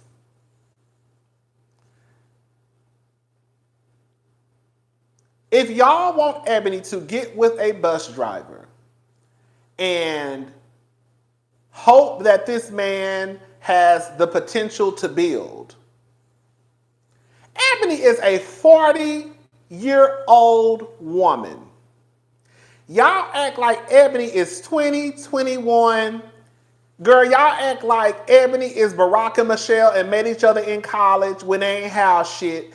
Ebony is 40. Ebony has already lived half of her life. So y'all want Ebony to get with the bus driver in hopes of him having the potential to possibly grow and, you know, maybe he can be inspired. But like, girl, come on, y'all.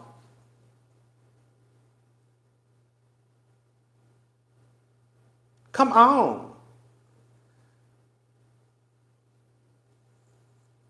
Iyanla talking about I could build with a bus driver. Build what? I really would want to ask Iyanla, build what? With everything that you've acquired in life, I really want to know, what are you building with this bus driver? Yes, it is important that someone have integrity. Yes, is it important that somebody has morals? Yes, it is important that somebody doesn't treat the waiter like shit or housekeeping like shit. But the way that people are acting as if Ebony said those things were not important is absolutely crazy to me. I think that Ebony could say, yes, I want someone who owns the bus, and I also want them to be a man of integrity. I also want them to be a man of honesty and have morals. And when we go out, he doesn't talk crazy to the waiters. And he speaks to housekeeping. You could still want a man that's rich and still also request that he moves a certain way.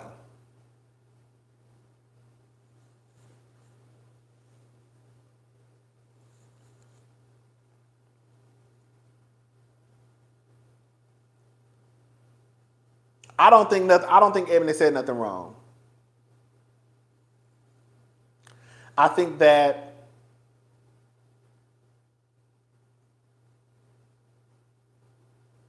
if Ebony don't want to date no bus driver, she ain't got to. I think that if you want to date a bus driver, date a bus driver. I think that with Ebony, I'm gonna play the next clip. Ebony, at this point, all she said was if he owned the bus. And the girls went crazy. I saw people all in that woman's comment section talking about, girl, my daddy was a bus driver. Shout out to your daddy. My husband is a bus driver and we made a good life together. That's great for you. That's great for you. She didn't down talk your daddy. She didn't down talk your husband. She didn't drag your daddy. She didn't drag your husband. All she said was if he on the bus. And that was enough for y'all to start bringing in y'all daddies. Another thing I want to say too. I want y'all to stop bringing up benefits. Please. Please. Stop. Like, y'all gonna have to come with something different to the conversation. What's wrong with a bus driver? They got good benefits. You don't think Ebony K. Williams got her own fucking benefits? Like, if I hear one more person in the comment section scream, what about benefits? Girl, we're in 2023. Everybody got their own fucking benefits. Like, again, I think that people are stuck in a time where women probably couldn't work, where the man had to work, and the only thing they had to lean on was his income and his benefits. Girl, we're in 2023. Everybody got their own fucking benefits. What are y'all talking about? Like, bus driver make good benefits. Girl, Starbucks got good benefits. Shout out to the trans community. I heard at Starbucks that they have some type of package that helps trans folks get their surgery. So, girl, I'm just saying, girl. Yes. Bus drivers got good benefits. Yeah, okay. Bitch, you don't think she got her own fucking benefits in 401k? You don't think her job probably... Bitch, I worked at Nordstrom. Bitch, Nordstrom used to match my 401k. The fuck? I be like, girl, what are you talking about? Like, I think it's a weird conversation to have in 2023. Because again, you have women out there who work. Most of the women I know get up and take their ass to work.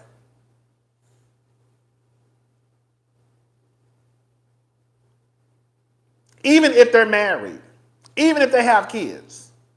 I don't know a lot of people that just don't work.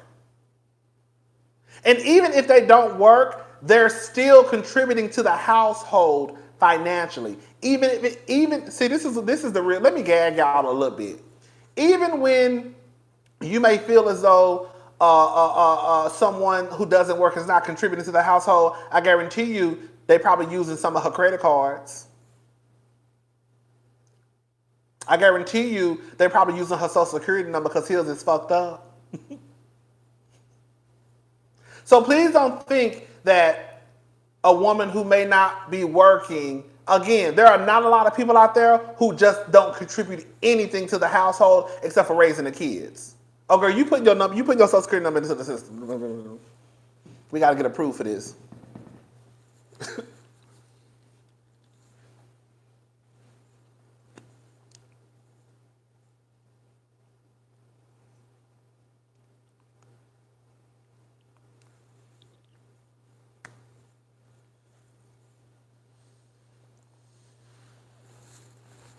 I just saw a video the other day talking about stay-at-home mothers. If they were to get paid their way, I think their salary would be like at $160,000. A stay-at-home mother's salary, I think, would be at $160,000 if she was to get paid. All right. I'm about to say something. The only time I ever hear y'all only want, girl, I'm gonna go ahead and say, y'all only want black women to feel as though they don't have the rights to live, be with men that make a certain amount and live a certain way. Y'all ain't gonna never tell Karen. Y'all ain't gonna never tell Ming Lee to go get with a man that, girl, may not be approved by the family. Girl, these white families, bitch, they want to ask you what family did you come from and what their fucking last name is. Who are your people? They'll never tell Paris Hilton no bullshit like that. Never. You think Paris Hilton about to bring home a fucking bus driver? They wish the fuck she would. They wish the fuck she would. You think Northwest and Blue Ivy gonna be able to bring home a bus driver? I bet you Beyonce and Jay-Z will look at their ass like they fucking crazy.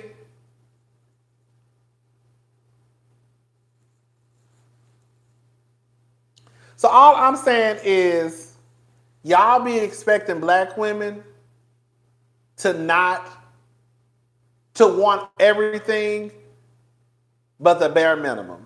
And I'm sorry, I'm about to say something that's about to piss some of y'all off. This is not to downplay anybody who may not have a job that's considered, high at your job. But even with some of y'all fathers, even with some of you being bus drivers, even some of your dad being bus drivers, that's probably something you had to sign up for because, girl, things are probably not going your way in life.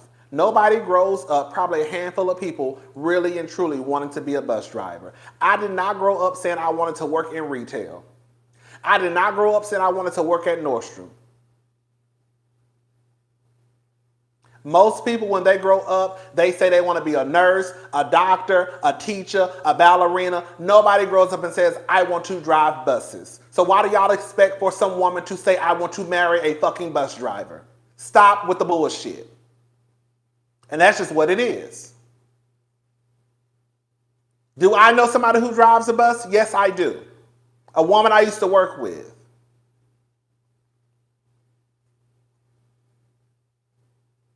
But again, there are people in life, I'm one of them, when you just have to maneuver. And you have to try and make the best out of a situation. And if you see that the city of Houston is hiring bus drivers and they start out with $25, you be like, okay, girl, let me try to go to get this job. Okay, girl, they starting out with X, Y, and Z. Let me try and go get this job. Girl, they hiring down at, FTA. Girl, let me go down and try to get this job. And that's not no disrespect. I just feel like that's the motherfucking truth. And I feel like y'all know that's the truth. So if people are not growing up wanting to be bus drivers, then why do you expect Ebony and other women to say, I want to marry a bus driver? And then when they say they don't want to marry one, girl, you chop their heads off. Thank you, Lorna. Thank you so much.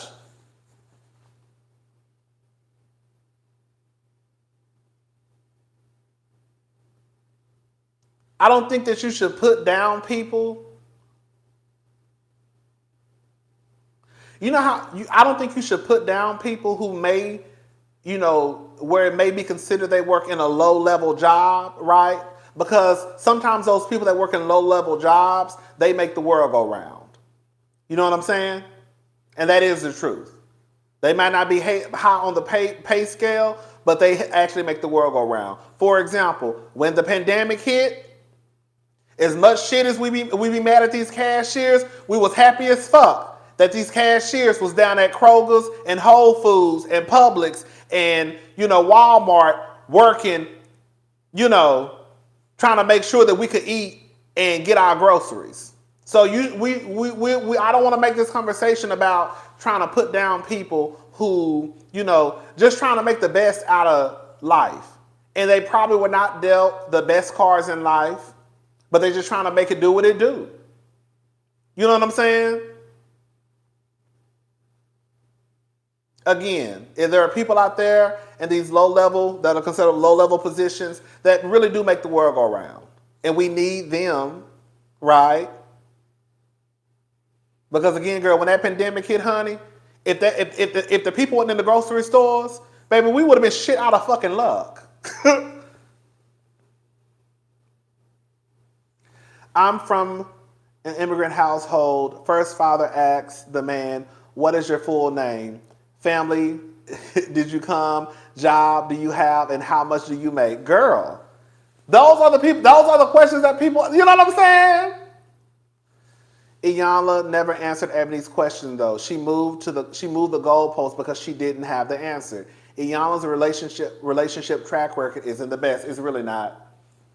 It's really not, from what I understand. So it is what it is, but we still got some more. I still got some more to say.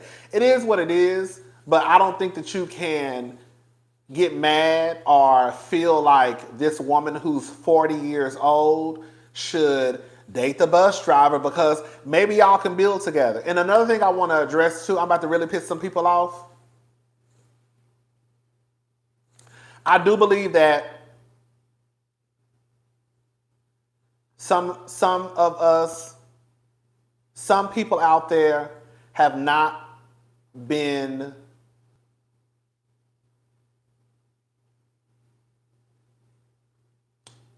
given the best, hand of cards in life to play. I think that some people have really had to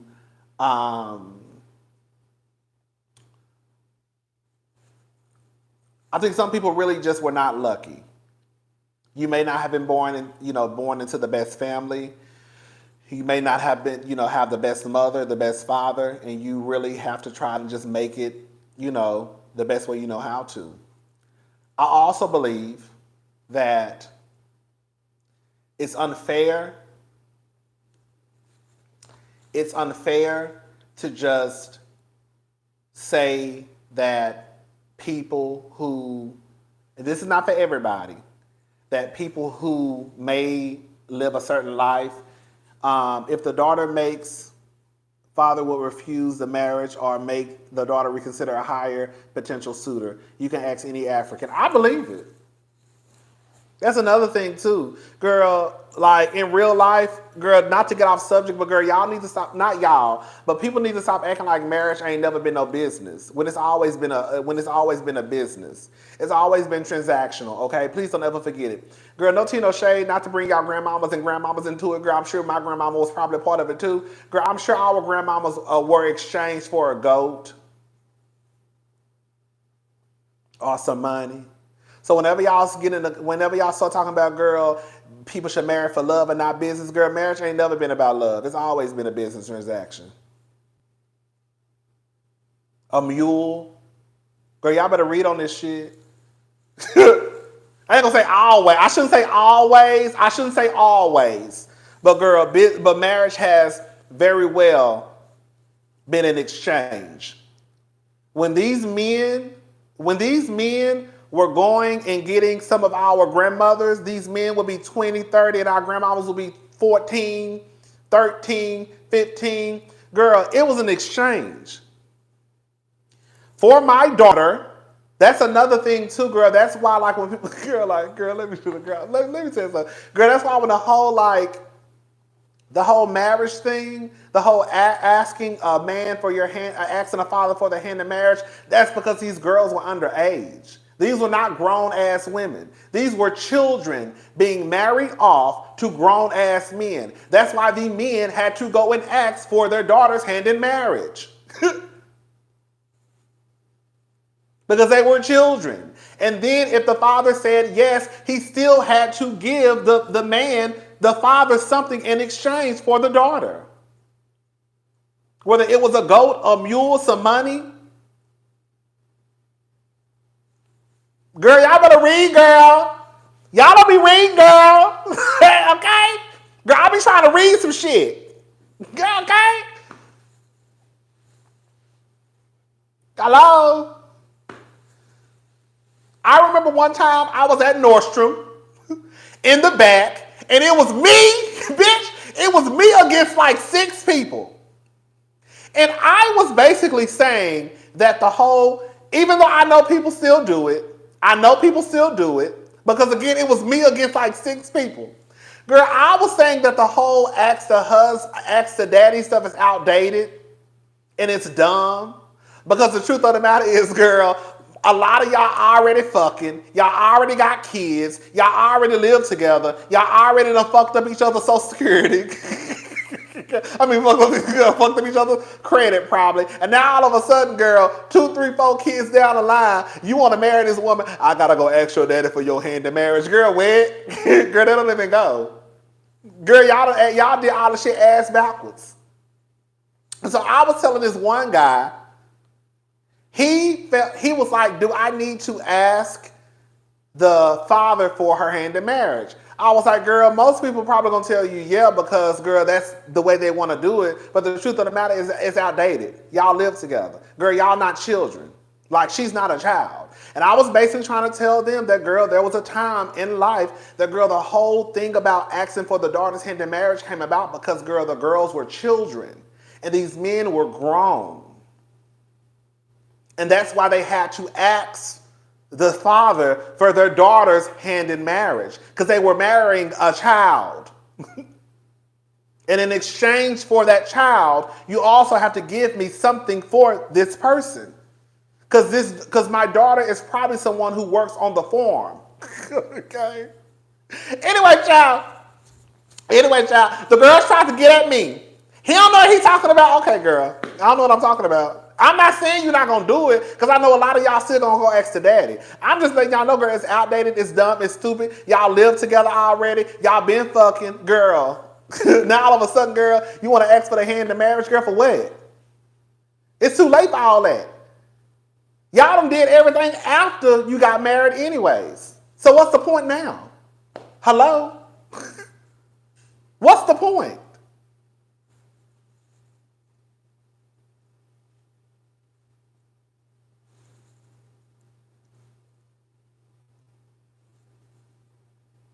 Okay, anyways, let's move on. So, a lot of y'all basically got into Ebony's ass and y'all was pissed off, and then Miss Ebony had to come back. It's getting late. I knew this was going to take forever. 100%. And that's the truth. Rodney's like that. It's getting late. Damn. I talk too much. Okay, so a lot of y'all got pissed off and were into Ebony's ass. And this is what I felt.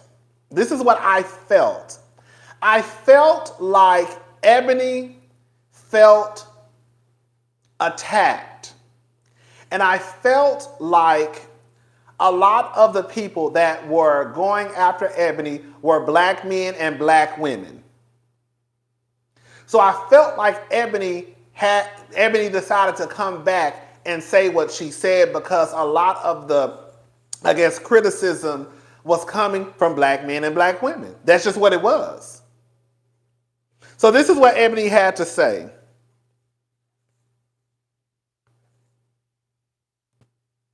Oh shit, hold up. So out of the 50,000 plus comments posted on social, I only saw a handful that even considered the possibility of a bus owner being a more aspirational position, and recognizing that I am actually speaking and pouring into the ascension of black men when I said what I said. But see, no, some of y'all were too busy naming and shaming me personally and black women in general as undesirable, gold diggers, and much worse. Now, I suspect that some of y'all are the same men that were bringing home C's and D's on your report cards, only to then be coddled by parents that said, well, that's okay, as long as you're doing your best. Well, listen, I love and believe in the excellence of black men. So no, my dear. And can I say, this is what I forgot to say. I'm going to rewind this because I want to say this too. I think that that's what I was trying to get to before I went on that whole rant. I think that it is unfair. I'm going to go ahead and say it. You have black men and black women out there who really put in the time and work to try and get to a place in life where they are comfortable. While yes, it may be luck, but I don't think it's fair to sit here and say that when you have someone who has managed to get to a certain point in life, it's just like, oh girl, you were just lucky. No, some of these people really do put in the work. Some of these people really do study and go to school and graduate and try and perfect their craft. Everybody ain't out in the streets pussy popping on the handstand. So I think that if Ebony, who from what I understand, it sounds like did not come from wealth, if Ebony had to, girl, I hate when people say this, pull herself up by her bootstraps and get it how she lived, and had to find a way and make a way and put her head in the books and become whatever she felt that she wanted to become in life, why can't she expect that from the person who she laying down with? I hate to be that person, but if she can say, bitch, I did it, so bitch, you better do it too, I don't think nothing is wrong with that. I remember one time I was in my 20s. And this is when I was trying to do the whole dating stuff, girl. And I was talking to this guy. It was a black guy. And I remember him being at my apartment, right? And then he finally told me one day, matter of fact, I know I've told y'all this story before. He told me straight up, I can't remember his exact words, but he basically told me, this is not going to work out. You're not at a place in life where I would want to, basically be with you. That's what he told me.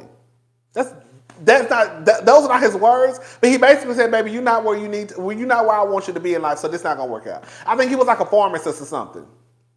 So, of course, clearly, he made money. You know what I'm saying? I was like, okay. And I was in my 20s. I swear to, and after that, girl, he stayed at my apartment. We talked and laughed for about 3 or 4 hours. He just didn't get up and leave. We sat there and we talked for 3 or 4 hours. I would see him out at the club afterwards. After that, I would see him at the bars and clubs. We would speak. Hey, how you doing? What's up? Blah, blah, blah. And that's what it was. But I didn't get offended. Because I know this man is a pharmacist. I'm over here making change on what he make. So how can I get mad at that? And I was in my 20s. So I don't know why y'all expect this woman who is 40, girl, I don't know why y'all expect this woman who is 40 to then say, yeah, come on, I got you. And can we say another thing too, the piece that a lot of people are leaving out? We hear too many stories of men not feeling like men and having resentment towards their women, and also the other way around. We hear these women who feel as though their men are not men, because they got to take care of everything. If Ebony got with someone who made a lot less than what she made, what do you think the dynamics of their relationship would be? When we're going out to eat and I probably have to pass you my credit card. We're going out to X, Y, and Z and I got to pay for the plane ticket. We going here and I got to pay for this. We going here, I got to pay for that. Eventually, from what I hear, the man starts to feel emasculated. His pride is hurt. His ego is hurt. So y'all can sit here all day and long and say, girl, I would date a man who made this, but girl, it's probably going to be eventually it's going to get to a point in your relationship where, girl, it's going to be some button of the heads.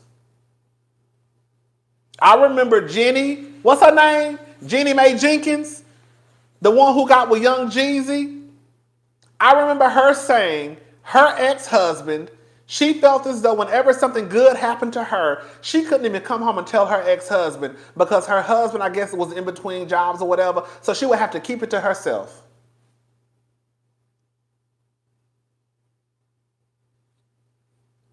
She said that on the goddamn, what is it called? The Real, The View, The Talk. They all the same, child. Well, no, they not. No, they not, girl. The Real was very much Cosmopolitan magazine. The Real, that's what it was. I remember her saying that she couldn't even come home. Jenny Ma, thank you, Black Hippie.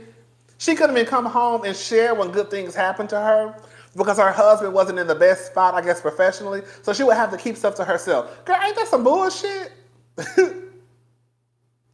All right, y'all. Let me finish playing this so we can end this video. This is getting too long.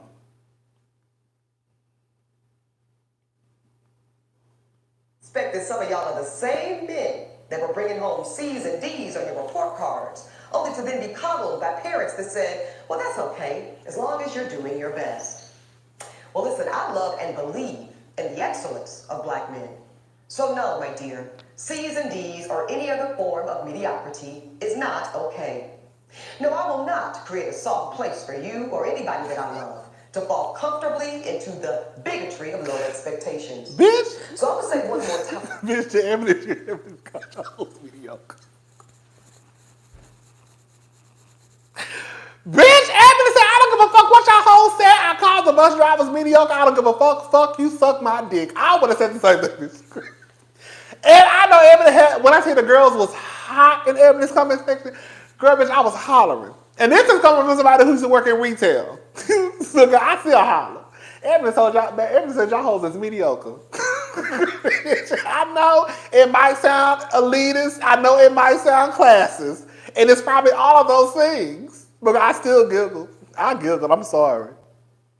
She basically told y'all hoes is mediocre. Say the fuck out of my face. That's pretty much what she said. Ebony pretty much said, girl, my mama was a bus driver. My daddy was never around. And I still figured out a way to make sure, girl, I could get it together. So if I could figure out how to get it together, my mama was a bus driver and my dusty ass daddy was never around, the nigga, your ass can too. That's pretty much what she said in a way. I know they don't come easy for everybody. Everybody's dealt different cards in life.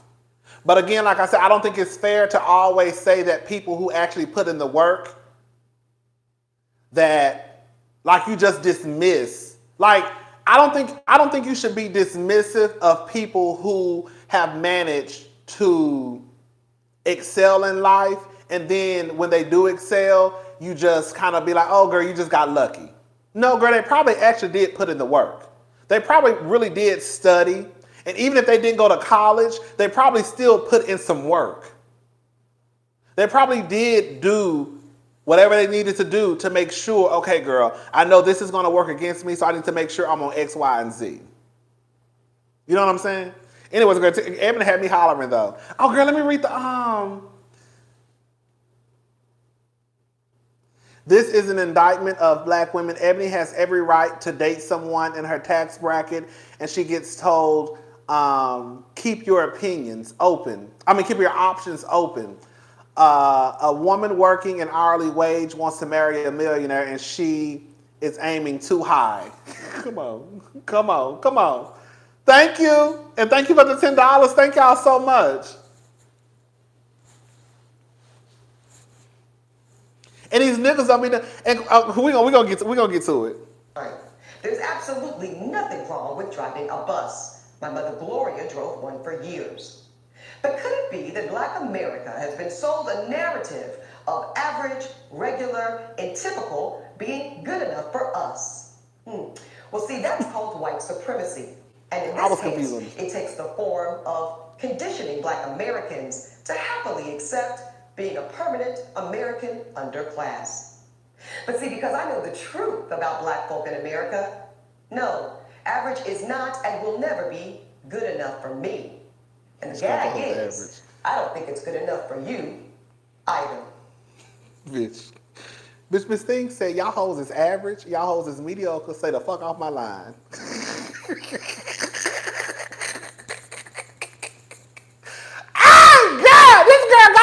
TV. That's what type of shit I be talking about. But Miss Thing got her ass on TV and told y'all hoes y'all is mediocre, y'all is average, and say the fuck off my Instagram page. Because I said what I said. I ain't changing. I don't give a damn. If you want to date a bus driver, go date the nigga. I'm not dating him. That's pretty much what she said, child. When I was over here hollering, yeah.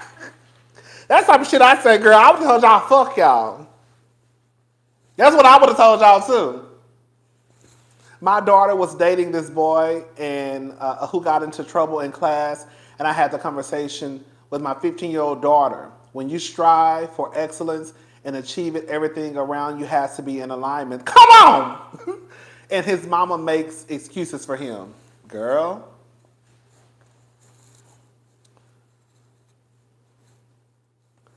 Girl, I'm with you. I'm with you. But baby, when I tell you, baby, Miss Ebony, baby had me in that bedroom hollering. I said, oh, baby, she's a little ignorant. Girl, she really wants to cuss y'all asses out, but she did it in a professional way. She really wants to cuss y'all asses out. Because the way some of y'all over there cutting the girl, go to her Instagram page and look at the comments. Girl, the way y'all over there, yes, y'all. Because I know what some of y'all that's watching. Girl, the way y'all over there in that lady's comment section cutting up, bitch, I would have cussed y'all asses out. Cuss y'all out. Girl. Cuss y'all asses smooth out. Girl, don't y'all bring that shit up here? Let me say something. If you want to date a bus driver, there's nothing wrong with that. I think you should date a bus driver. If you want to date someone who works in retail, date someone who works in retail. There's nothing wrong with that. Right? But you can't get mad because this woman says, I would rather date the person who owns the bus. And then these are the comments that people are saying, you don't own your studio. You don't own your law firm.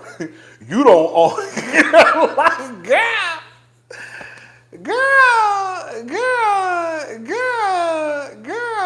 Ain't nothing wrong with that. But the truth of the matter is, girl, if Ebony was to date someone who made a lot less than what she did, and it's not to say that they make less, but if they made a lot less than what she did, 10 times out of 10, she's going to carry that relationship. She's going to have to provide for that relationship. And girl, again, why are y'all expecting this 40-year-old woman to go out here and date on potential alone? Like, girl, that's what I be talking about, y'all. If I could grasp it in my 20s, if I could grasp that man telling me when I was 24 or 25, what he told me, then I don't understand how y'all can't grasp it at fucking 40. That woman do not have to go out there and date a nigga because he got potential. She does not have to go out there and possibly be the inspiration for him to probably get to the next level. She don't have to. That lady is 40 years old. If she's already coming to the table with something, then he should too. I don't think that's unfair to ask. I really don't.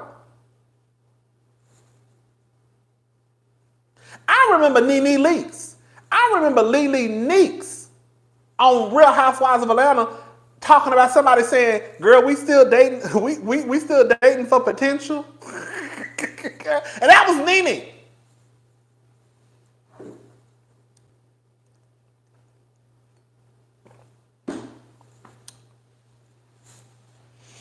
That lady is 40.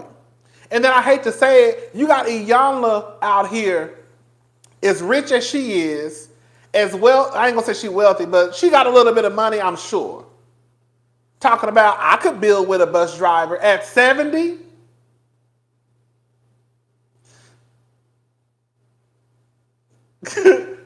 Girl, at 70, you're going to build with a bus driver. And like I said, I would have asked her, well, Miss Iyanla, what exactly are you building with this bus driver at 70 years old?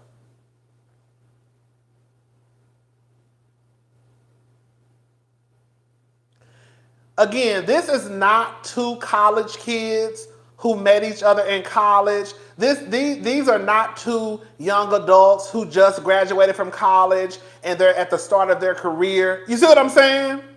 Like, I think if that was the case, I could probably see it. Like, okay, girl, y'all just starting out. You ain't got no money. He ain't got no money.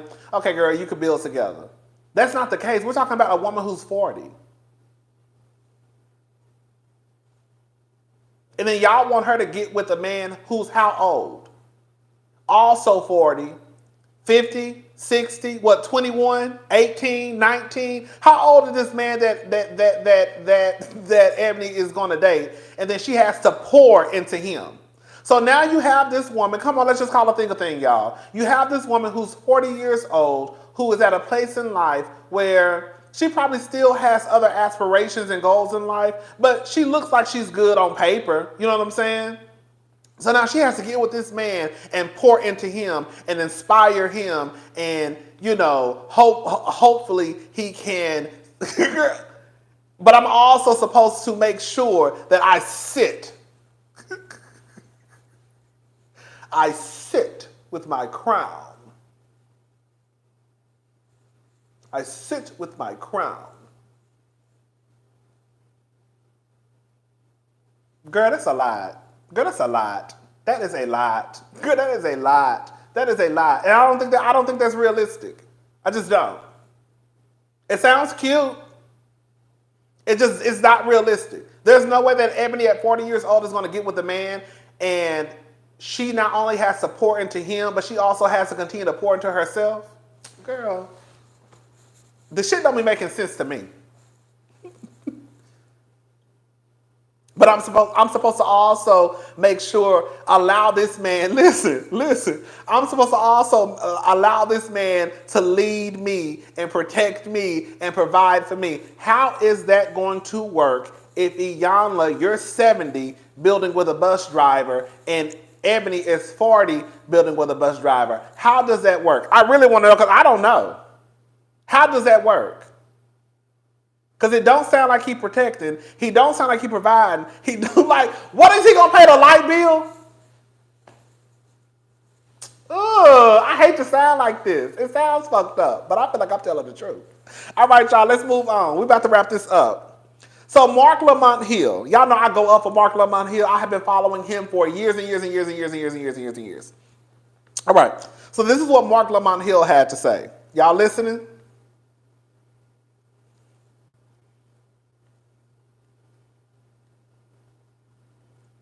Mariah Carey got her background dancer. And you know what I said the other day about Mariah Carey, that background dancer? When they claimed that the background dancer had a lot to say about, I guess, Mariah and Nick. I'm sorry, like I said in my video, ain't no background dancer telling Mariah Carey a fuck thing. The background dancer can sit here and say all he want to about whatever situation is going on with Don't Leave Us. Thank you, the mental fit chick. The background dancer can sit here and say whatever he want to say about Nick and Mariah's relationship, but a background dancer ain't telling Mariah Carey what the fuck to do. It just ain't gonna happen.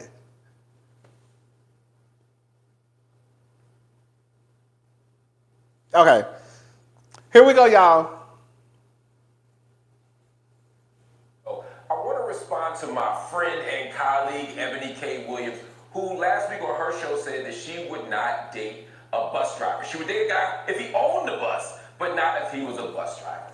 Here's my thoughts. First, we shouldn't be defining people by their labor, but there is dignity in all labor. Whether you drive a bus, whether you own the bus, whether you're the CEO, whether you're a worker, it doesn't matter. You're a human being with character and personality and ideas and interests. And that should be the primary thing that we ask when we're looking for relationships.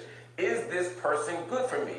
So to me, that's more interesting. And if we only look for people who make the same amount of money, we're going to have some problems. At the same time, I feel you, Ebony. I understand completely why Ebony feels that way, because black women are the only demographic of people in this country who are systematically expected to date below their education and their income. And so when a lot... Bitch, I want y'all to hear this. I want y'all to hear this, okay? I want to put the motherfucking microphone close so y'all can hear what this man is saying. Is this person good for me? So to me, that's more interesting. And if we only look for people who make the same amount of money, we're going to have some problems. At the same time, I feel you, Ebony. I understand completely why Ebony feels that way, because black women are the only demographic of people in this country who are systematically expected to date below their education and their income. And so when a lot of you are mad at Ebony for responding, it's not because you have some grand character, it's because y'all think black women should have a lower bar. It's because y'all think that black women should just accept whatever they get and they should just be happy to have anything. And that speaks to how we understand and how we think of black women in this country. And finally, brothers, with some of our outrage, we got to be honest too. You know, some of y'all get degrees and y'all get fancy titles and y'all get a whole lot of money. And you not only don't date at your economic educational station, a lot of y'all don't even date black women. So you got to hold that L too. Oh! Bitch, let's play it again.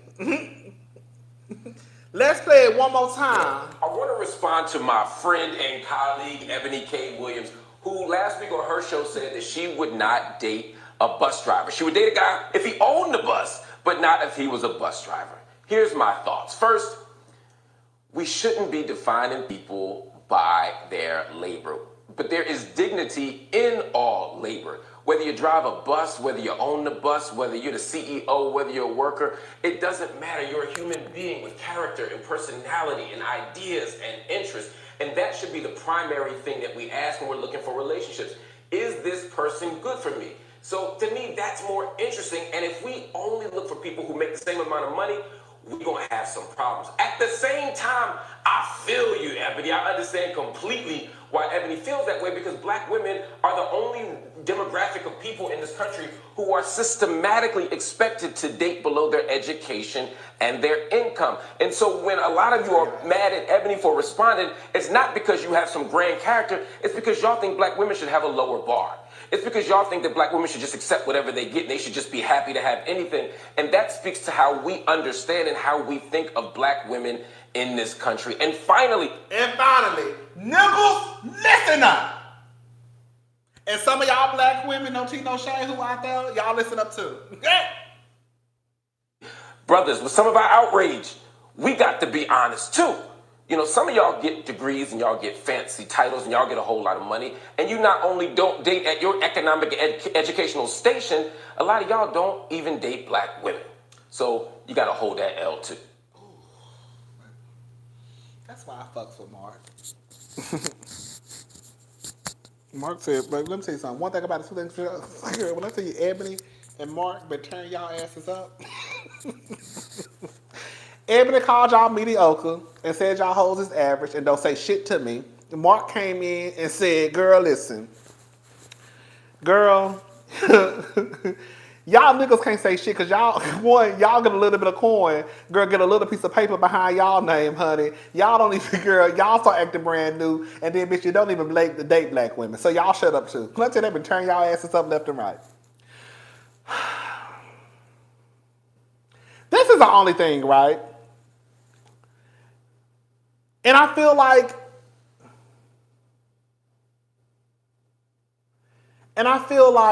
okay,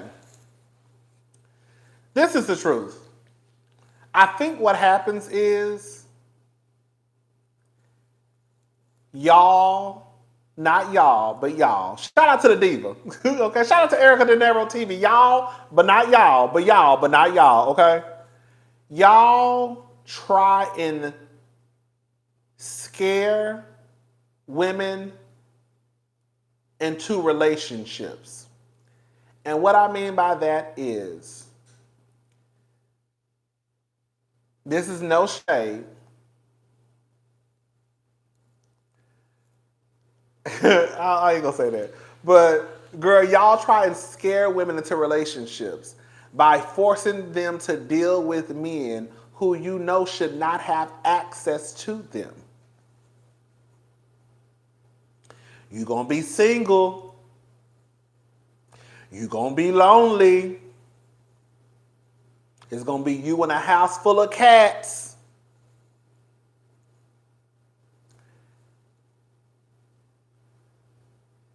While yes, it is true, compared to the people that are not millionaires and probably even high earners, they're probably more on this side than on this side.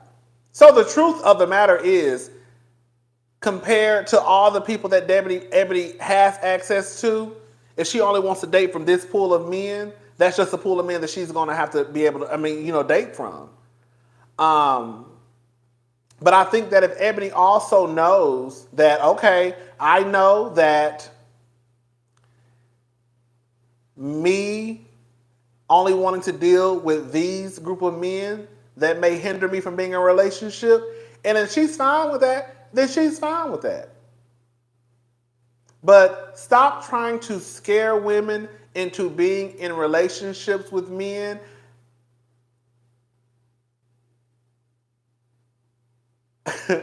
trying to make them feel as though, like, girl, as if once they get a man, all their problems are solved.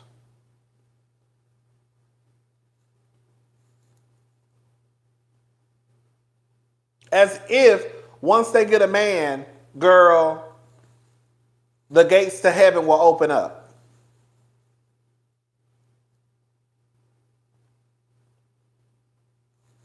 I ain't got no fucking cats. I'm a grown ass woman. And even if I did, okay?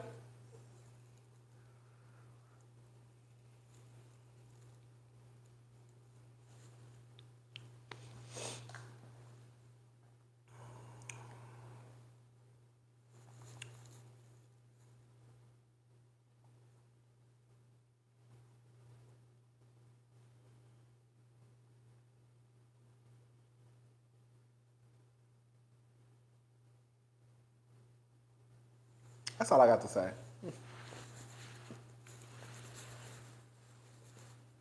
That's all I got to say.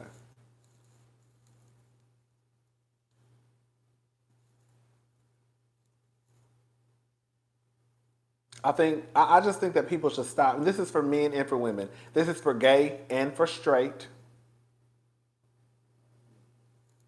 Stop trying to make people feel as if they're not in a relationship, especially for women, because it's really, women really get like like it really goes down for women.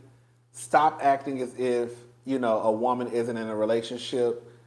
All of a sudden, you must be this, you must be that. Oh, you single? Like,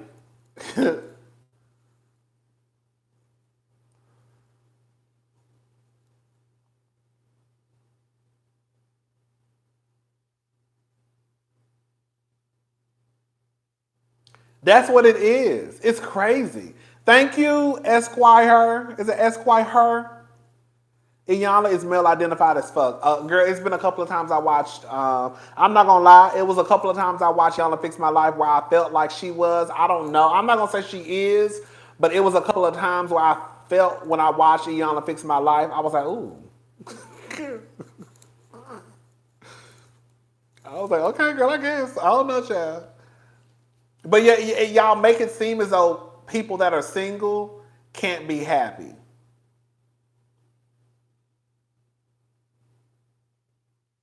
Because Ebony got a head full of hair. Ebony ain't bald headed. Ebony edge is still intact. Oh, we're gonna talk about Brian McKnight, that old girl. Anyway, we'll talk about him tomorrow in Hot Topics.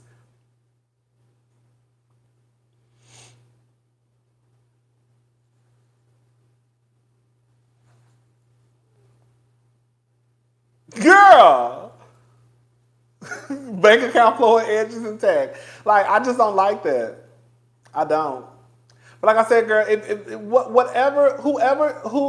whoever you decide to be with, that's you. But like I said, girl, I had a conversation with a friend before.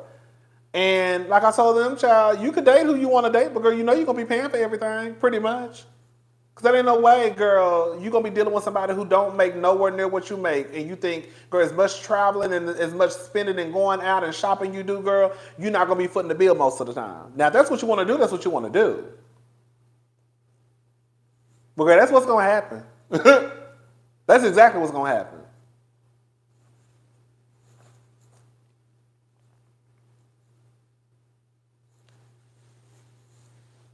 I'm just saying.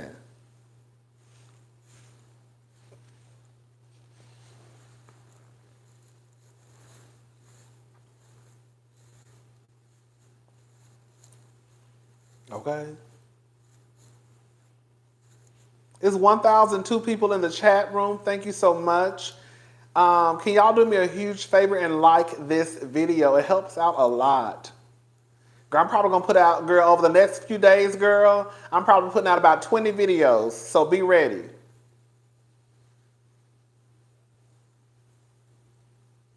Okay? So when y'all see videos just popping up, girl, either you can watch them, either you can watch them, either you don't. Okay? Girl, I ain't gonna say 20, but girl, I gotta catch up, girl. I've been off for a few days. Girl, I gotta play catch up. Girl, watch. Y'all, girl, bitch, I'm about to shock y'all.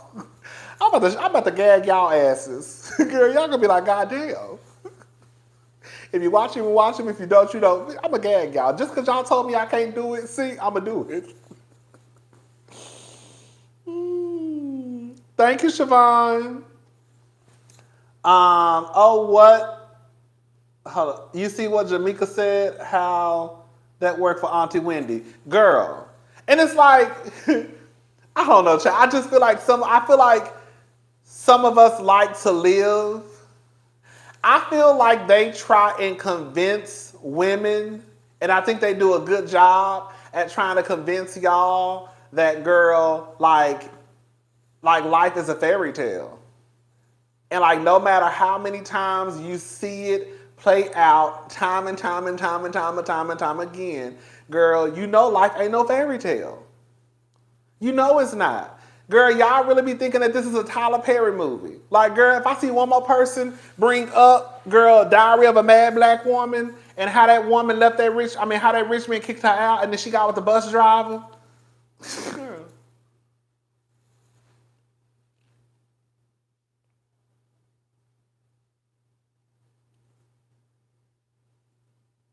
I can remember stories, those things my mother said.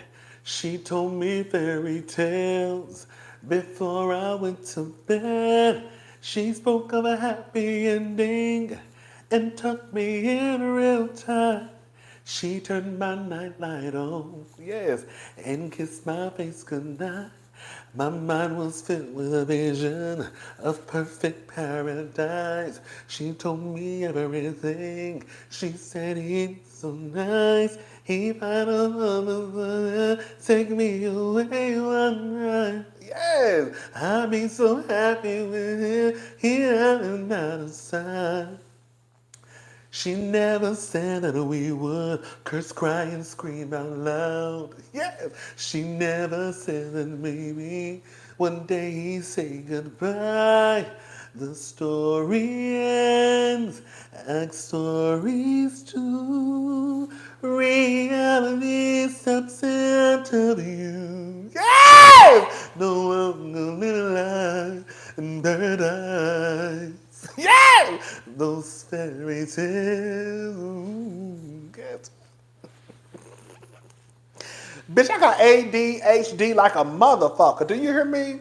I'll be all over the place. Anyway, child. Girl, I'm gonna go to the doctor one day. Yeah! And see what the fuck they tell me, girl. Because I just be like, girl, hey! Sometimes I be cracking myself up. I be like, girl, you really be like, girl, like just you can't be a best child. Oh, child, that's the best. Anyways. Yes, y'all better go get that man with them good benefits. Girl, when I tell you, bitch, I swear, just log online and see how many of y'all, because I'm sure it's some of y'all. I love y'all to pieces, but look how many people online telling people they should get with somebody because they got good benefits, like bitches they walk around. Like I said, bitch, it is 2023. Y'all acting like bitches ain't got their own goddamn girl out in the plan and 401k, and girl, get a discount at Hertz. Girl, we all can log into the goddamn portal And girl, we get a discount on Hertz. Girl, we get a discount down at Disney World, a 10% discount off tickets. Girl, we get a discount at the Hilton hotels, girl. They match our 401k, girl. Girl, why y'all acting like people ain't got their own goddamn benefits in 2023? Y'all be tripping me out, y'all. Them benefits is good. Yeah. Them benefits is good for a truck driver. Them benefits is good for a bus driver. Girl, I got my own benefits. The fuck? What does Stedman do? Stedman is a lawyer. That's a good person to bring up. To me, even with Stedman and Oprah, that's still, for me, a situation that I don't think is bad. And the reason why I say that is because Oprah and Stedman have been together for a very long time. Oprah was with Stedman before Oprah was a billionaire. You see what I'm saying? So even with Oprah and Stedman, it's not like Stedman came into their relationship as a bus driver. Girl, Stedman was a lawyer, is a lawyer. Now, I don't know if he still practices law, but I think Stedman was a lawyer. So it's not like Oprah didn't go get no bus driver. Oprah got a lawyer. You see what I'm saying? And so even with them being together, even with Oprah, yes, Oprah is a billionaire now and Stedman is not, but they've been together for a very, very, very long time. Yes, and that's what I'm trying. That's all I'm saying. Thank you, Donkey Love. Yeah, I don't know if he's still. I think that he's a lawyer. Again, I don't know if he still practices law, but I think he's a lawyer.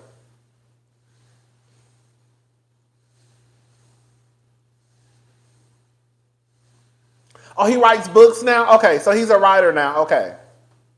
He's a successful businessman, not a lawyer. Oh, he's a successful businessman, not a lawyer. Okay, they're saying he's not a lawyer. I don't keep up with Stedman like that, child. Somebody said not a Popeye's employee. You know, like I said, girl, it's one thing for you to be with somebody and then you just build. Okay, girl, whatever. But girl, I don't expect no goddamn Iyanla at 70 to build with no nigga. I don't expect, and I'm not expecting Ebony, who's 40, to build with no nigga. If Ebony said she wanted to date somebody like Mark Lamont Hill, I would say, okay. Hello? If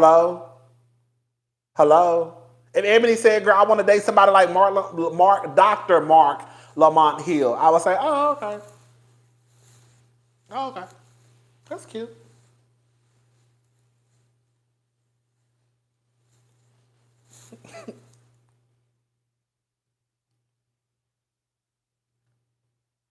And no, it's not the same thing. I'm about to say something that's about to really shake the table. And no, it's not the same thing. Let me say something. No, it's not the same thing. To me, in my honest opinion, it's not the same thing when you have a wealthy man who gets with a woman who may not be wealthy. Because what's about to happen in the dynamic of their relationship, baby, Miss Thing is about to pay.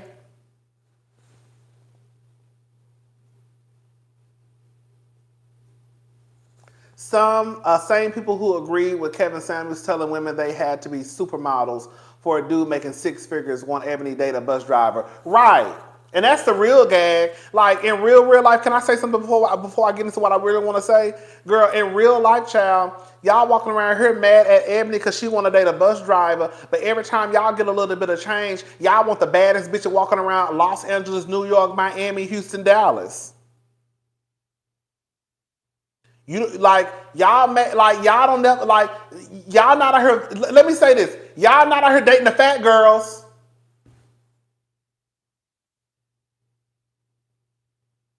Why are you not dating the fat girls? They got benefits. They got benefits. They got a good heart. They got integrity and morals. Y'all get a little bit of change, and y'all want a whole fucking supermodel from Instagram. But y'all mad at Ebony because she don't want to date no goddamn bus driver. You not dating Big Deborah. You not dating Big Deborah. You ain't dating Big Keish. You ain't dating Betty. Thank you, Lorna. Colorism is real. Black in Africa is life. Although we rise and rise, shake the table as Maya Angelou. Come on. That's all I'm saying. Like, girl, y'all want to sit here and talk about, but girl, y'all niggas be the main ones. Y'all get a little bit of money. Let's call a thing. Y'all get a little bit of money. Y'all either not gonna date black women, or the black women you date, they have to be a trophy wife. So even with that being said, they're still like, you don't care about if they make a lot of money. You don't care because the reason why I think it's different is if y'all are going to live this life of, oh, he's a provider, he's a protector, and all that stuff, girl, that's the only thing you're looking for, is for her to just be a trophy wife, quiet as it's kept. But it's not like you're going to go out there and get a woman who may be deemed unattractive even though she's not. And you know who ass I'm about to get into too? That PK Sutton. Oh, bitch, I'm back. What's that nigga name? PK? The one who was talking about Lizzo? I got stuff for your ass too. What's his name? What's that nigga name? Hold up. Let me find him. Y'all know who I'm talking about. The one who made a joke about Lizzo. But I'm going to save it for hot topics. What's this nigga name? PK Subban? Yeah, you. Yeah, you. I got something for you too. Y'all be killing me. But yeah, like y'all, like girl, bye. And then on top of that, can I say something too? Can we have a little bit of a let's have a real let's go back to some real shit.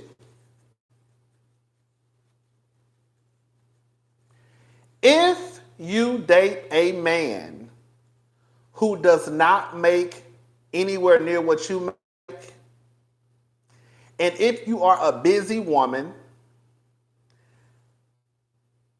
is that man willing to excel in other areas or pick up the slack in other areas, i.e. housework, possibly taking care of the kids, you know, grocery shopping, doing laundry? Because you don't become a millionaire. Well, girl, even if you selling Boochie Cat, that's still hard. That's what y'all girls would be feeling. You don't become a millionaire. Some people, let me take that back. Some people who are not born into wealth don't become millionaires just because they lazy.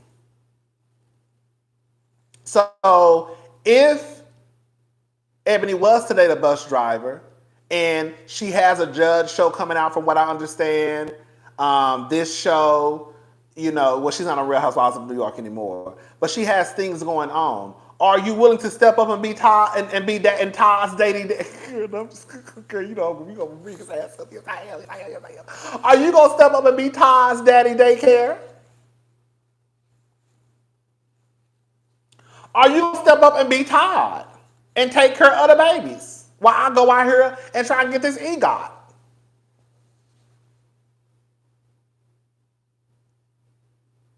Are you secure enough to know that I'm out here getting it? Am I secure enough? Or are we going? Because this is another thing too, girl. I'm about to gag y'all. I see this a lot with the straight people. I see this a lot of straight. Girl, I'm about to gag all y'all boys and girls. The straight women, y'all do it, and the straight men, y'all do it too. Girl, I'm about to gag y'all. Y'all all be performing. Y'all all actors. That's all it is. That's all it is. That's all y'all be doing, performing and acting, girl. Walking out. Girl, like I said, y'all. Like, if Ebony date a man that's a bus driver, I can guarantee you, girl, if they going out to the finest restaurants in NYC, girl, she gonna have to slide him her card. Here go the card, so you could just pay for it when we get to the restaurant.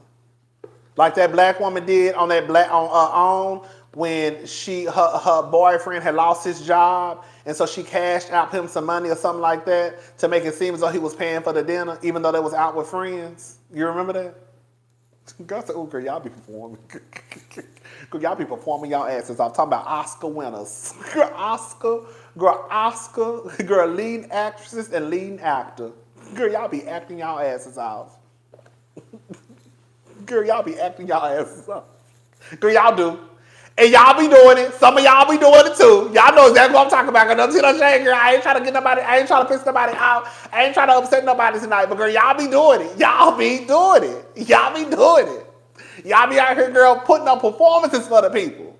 Girl, knowing damn well, girl, that's your goddamn, knowing damn well, that's your debit card.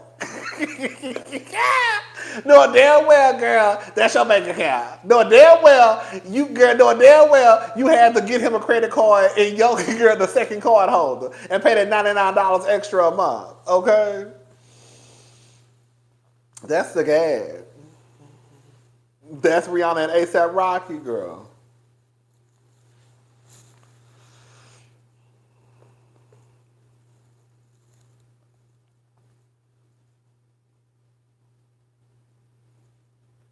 Girl, it be a mess. I be sitting back like, girl, girl. But like, even with a woman, like, even if a woman didn't make as much as a man, in my honest opinion, it's still not the same as a woman. Girl, just listen to me, because even with that being said, that woman is still going to be expected to, you know, girl, be at home, take care of the kids, take care of the household, take care of him, girl. She's still going to have a job. She's just not going to get paid for it. Like that man, is that man, like I said, going to step up to the plate and do things like take care of the household, be Todd Burris, while Ebony is out trying to get to the bag?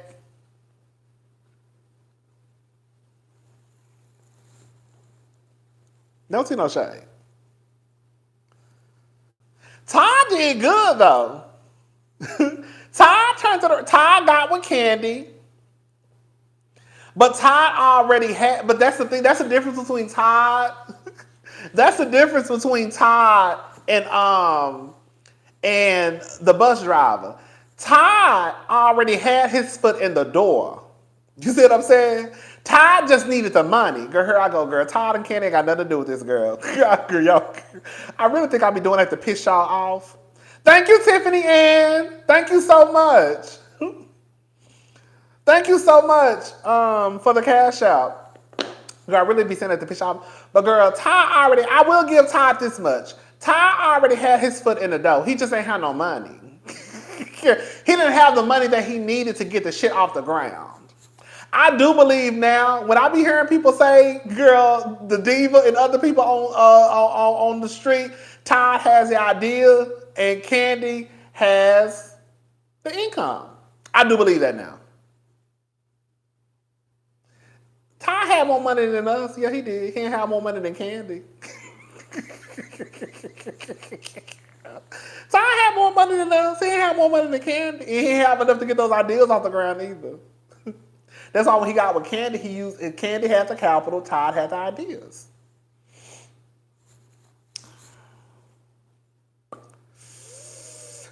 Remember Todd used to post a picture all the time, Todd's daddy daycare? Y'all remember that? That's again.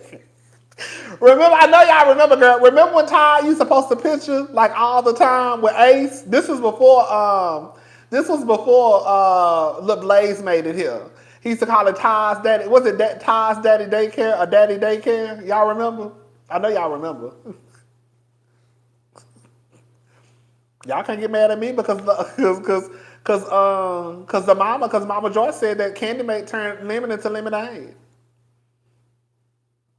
That's what the mama girl. If Mama Joyce said that, girl, I ain't even saying that, child. Girl, if Mama Joyce, I ain't even saying that. Girl, if Mama Joyce can say that, girl, if Mama Joyce can meet up with the enemy, girl, thank you. This is a scheme that Todd set up to come to us with the BS, right?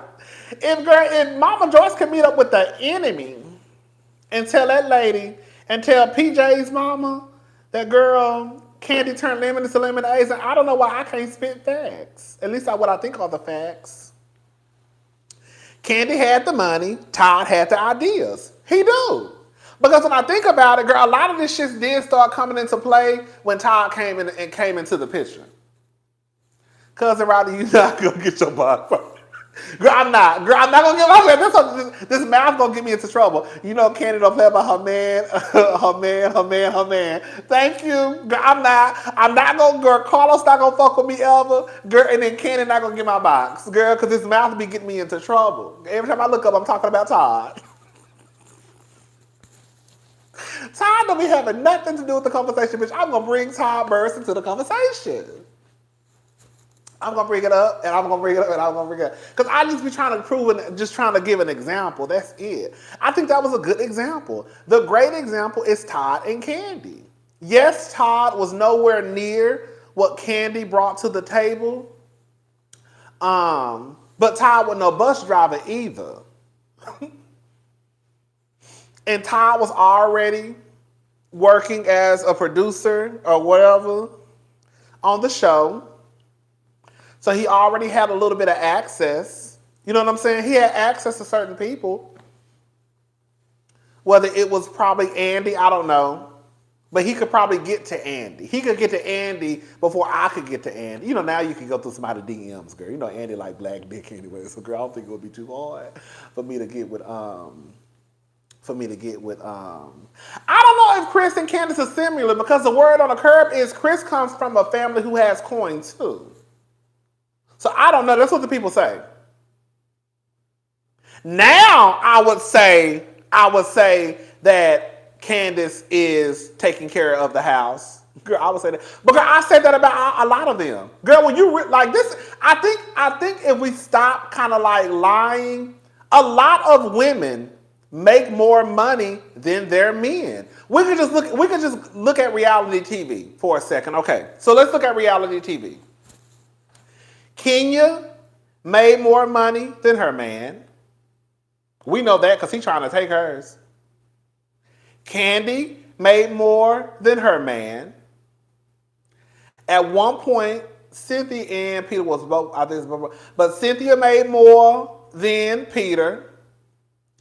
Candace makes more than Chris.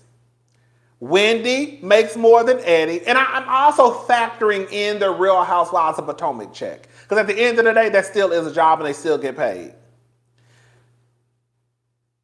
Toya Harris, even though she ain't did nothing with the platform, she gets paid from the platform. Toya brings in more than Eugene. Dr. Heavenly brings in more than Dr. Damon.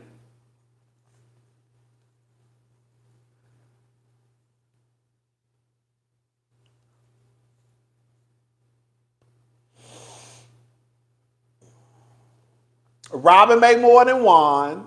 One ain't even got no job. One ain't got no job, child. One ain't got no job. Well, she really don't, because that's Juan money too. She don't. Robin don't make more than Juan. Robin don't make more than Juan. Remember, she signed a prenup that said that girl, if they got a divorce, he get half. So she that's Juan's money too. When I say baby, that is a idiot. Girl. When I say Robin, girl, you are a fool if I ever seen one on TV, girl. You told that man, girl, if we get married, I'm gonna give you half of my money. Girl. So that's not even Robin's money. That's her and Juan's money.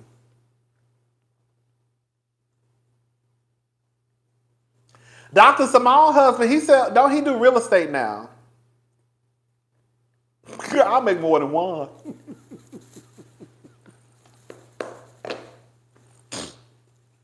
Girl, we all make more than Juan. Girl, Juan ain't got no job. Juan ain't got no job. Girl, we all make more than Juan. Girl, Juan ain't got no job. He got some money, he just ain't got no job. That's the gag. Oh, he has some money. Juan ain't never got to really worry about being broke no time soon because, again, if he divorces Robin or Robin divorces him, he's getting half of the money. So he's good either way. Now, I don't know how much is half. I don't think Robin is sitting over there on millions and millions and millions of dollars. I don't think that. But I think that if they probably got a divorce, he could probably still walk away with a cool million probably. I would hope. I don't know, Chad, because Robin ain't have shit. No, because Robin didn't have shit. She just really got it together. Well, them as a family. Because they ain't even have no hot water, girl. Girl, I got to take this off, y'all, because my phone about to die.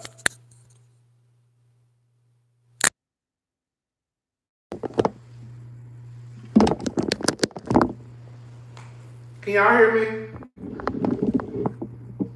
Can y'all hear me? Because I had to take the microphone out because my phone is about to die.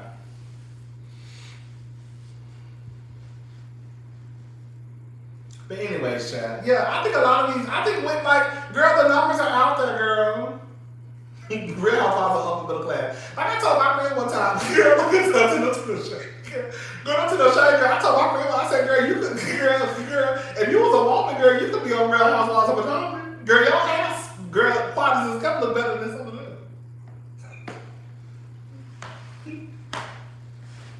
Girl, it's sad because even for Atlanta, like in real life, girl, a lot of y'all that are watching me right now, who may not be on TV, a lot of y'all really could be on Potomac in Atlanta. This is no tea, no shade. It's not to down, like, they don't, you know what I'm saying? Like, they don't. I remember I used to always say that to be on Atlanta, all you need is a pair of, girl, to be on Atlanta, all you need is a designer bag, some designer shoes, and that's it. Girl, it don't take that much to be on Atlanta, girl. It's not like they go out to these extravagant restaurants. Girl, they come up to your house. Girl, throw a little fruit tray out. Get a little bottle of $15 wine. Girl, you good to go.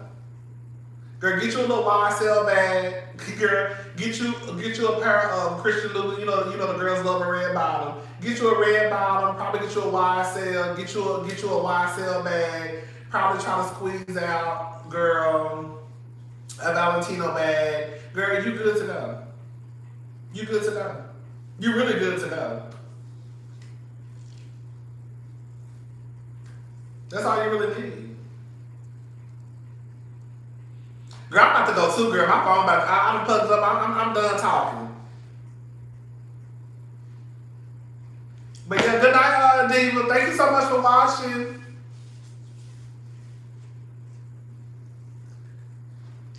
But yeah, it is what it is, child. I done ran my mouth. 8:15 now. Okay, this is girl, I've been on this motherfucker for almost 3 hours, y'all. That don't make no sense.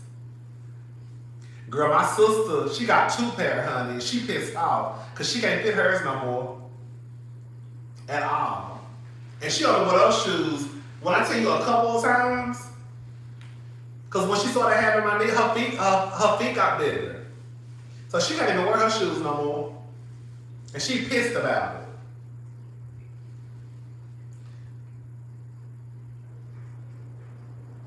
No more, Cause her feet grew when she had her feet grew when she had my nieces.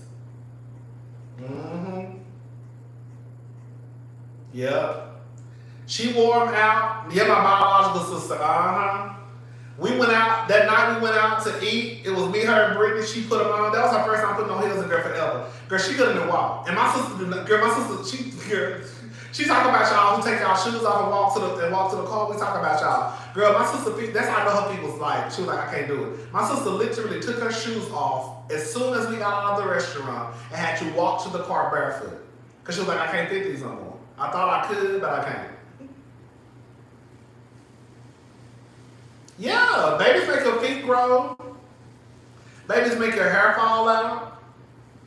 Some women have lost their teeth.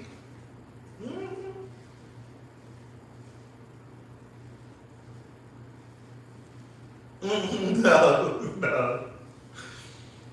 Yeah, girl, that's how when people be trying to act like, girl, babies are just like this easy thing to have. Babies be fucking people's bodies up, child. Y'all know y'all have them? Girl, babies are not an easy thing to do. Girl, that's a whole fucking human being in your body. Like even singers, like their range. Like I think Kiki Wyatt said that when she had her, Kiki, she loved having kids. But when Kiki said when she had her kids, her voice dropped like 5 octaves or 2 octaves or something like that. Yes. Some singers, their voices get deeper when they have kids. Your teeth can fall out. Because I heard if you have a lot of morning sickness, the vomit is eating at your teeth. It's something crazy. That's why them kids be fucking y'all up, honey. Girl. I'm saying no ma'am like I can have them. Okay, like no ma'am. I ain't having no kids. I ain't having no kids. Girl, you can have kids anyway. Girl, I ain't having no kids. Girl, them kids be fucking out up. Girl, I'm done. I ain't doing that. Okay, bitch. Oh, God. Your nose spread, yeah. Yes, girl.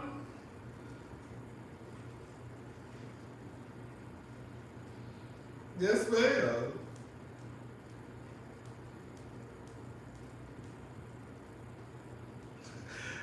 Sloan, girl. When I say Sloan is a mess child, she is a diva. That Sloan, when I say she is dramatic and she's a diva, girl. Because she don't do all that sweating and stuff. She'll go outside, but when it gets too hot, it's a wrap for her. It's hot outside, Uncle Rodney. Because I know it's right. One time she's over there, it's hot outside, Uncle Rodney. I said, I know. Get up in the house. She'll sit on that, baby. You see me sit on that goddamn thing, girl? She'll sit on that swing with her legs crossed, eating some snacks. That's what she comes to. Sit with her legs crossed and eat some snacks. While she was watching Tatum and my brother-in-law play basketball. She wasn't about to do all that. I'm done. I watch. Okay. All right, y'all. I'm gone. I'm about to give me something to eat. And I will talk to y'all maybe this weekend. We may go live again this weekend. This was fun. Yeah, and plus I need to get some videos out. All right? Because the bills don't pay themselves, okay? Girl, we are, girl, all right? All right, y'all. Thank y'all so much for watching. Thank you. Great conversation that we had tonight. And again, maybe we'll do it again this week. Hopefully my couch is here, and hopefully like on Friday. If not, they said they could take it to the 11th, whatever, child. Hopefully my couch is here. If not, girl, I'm gonna be back on this flow. All right, thank y'all so much. Bye, y'all.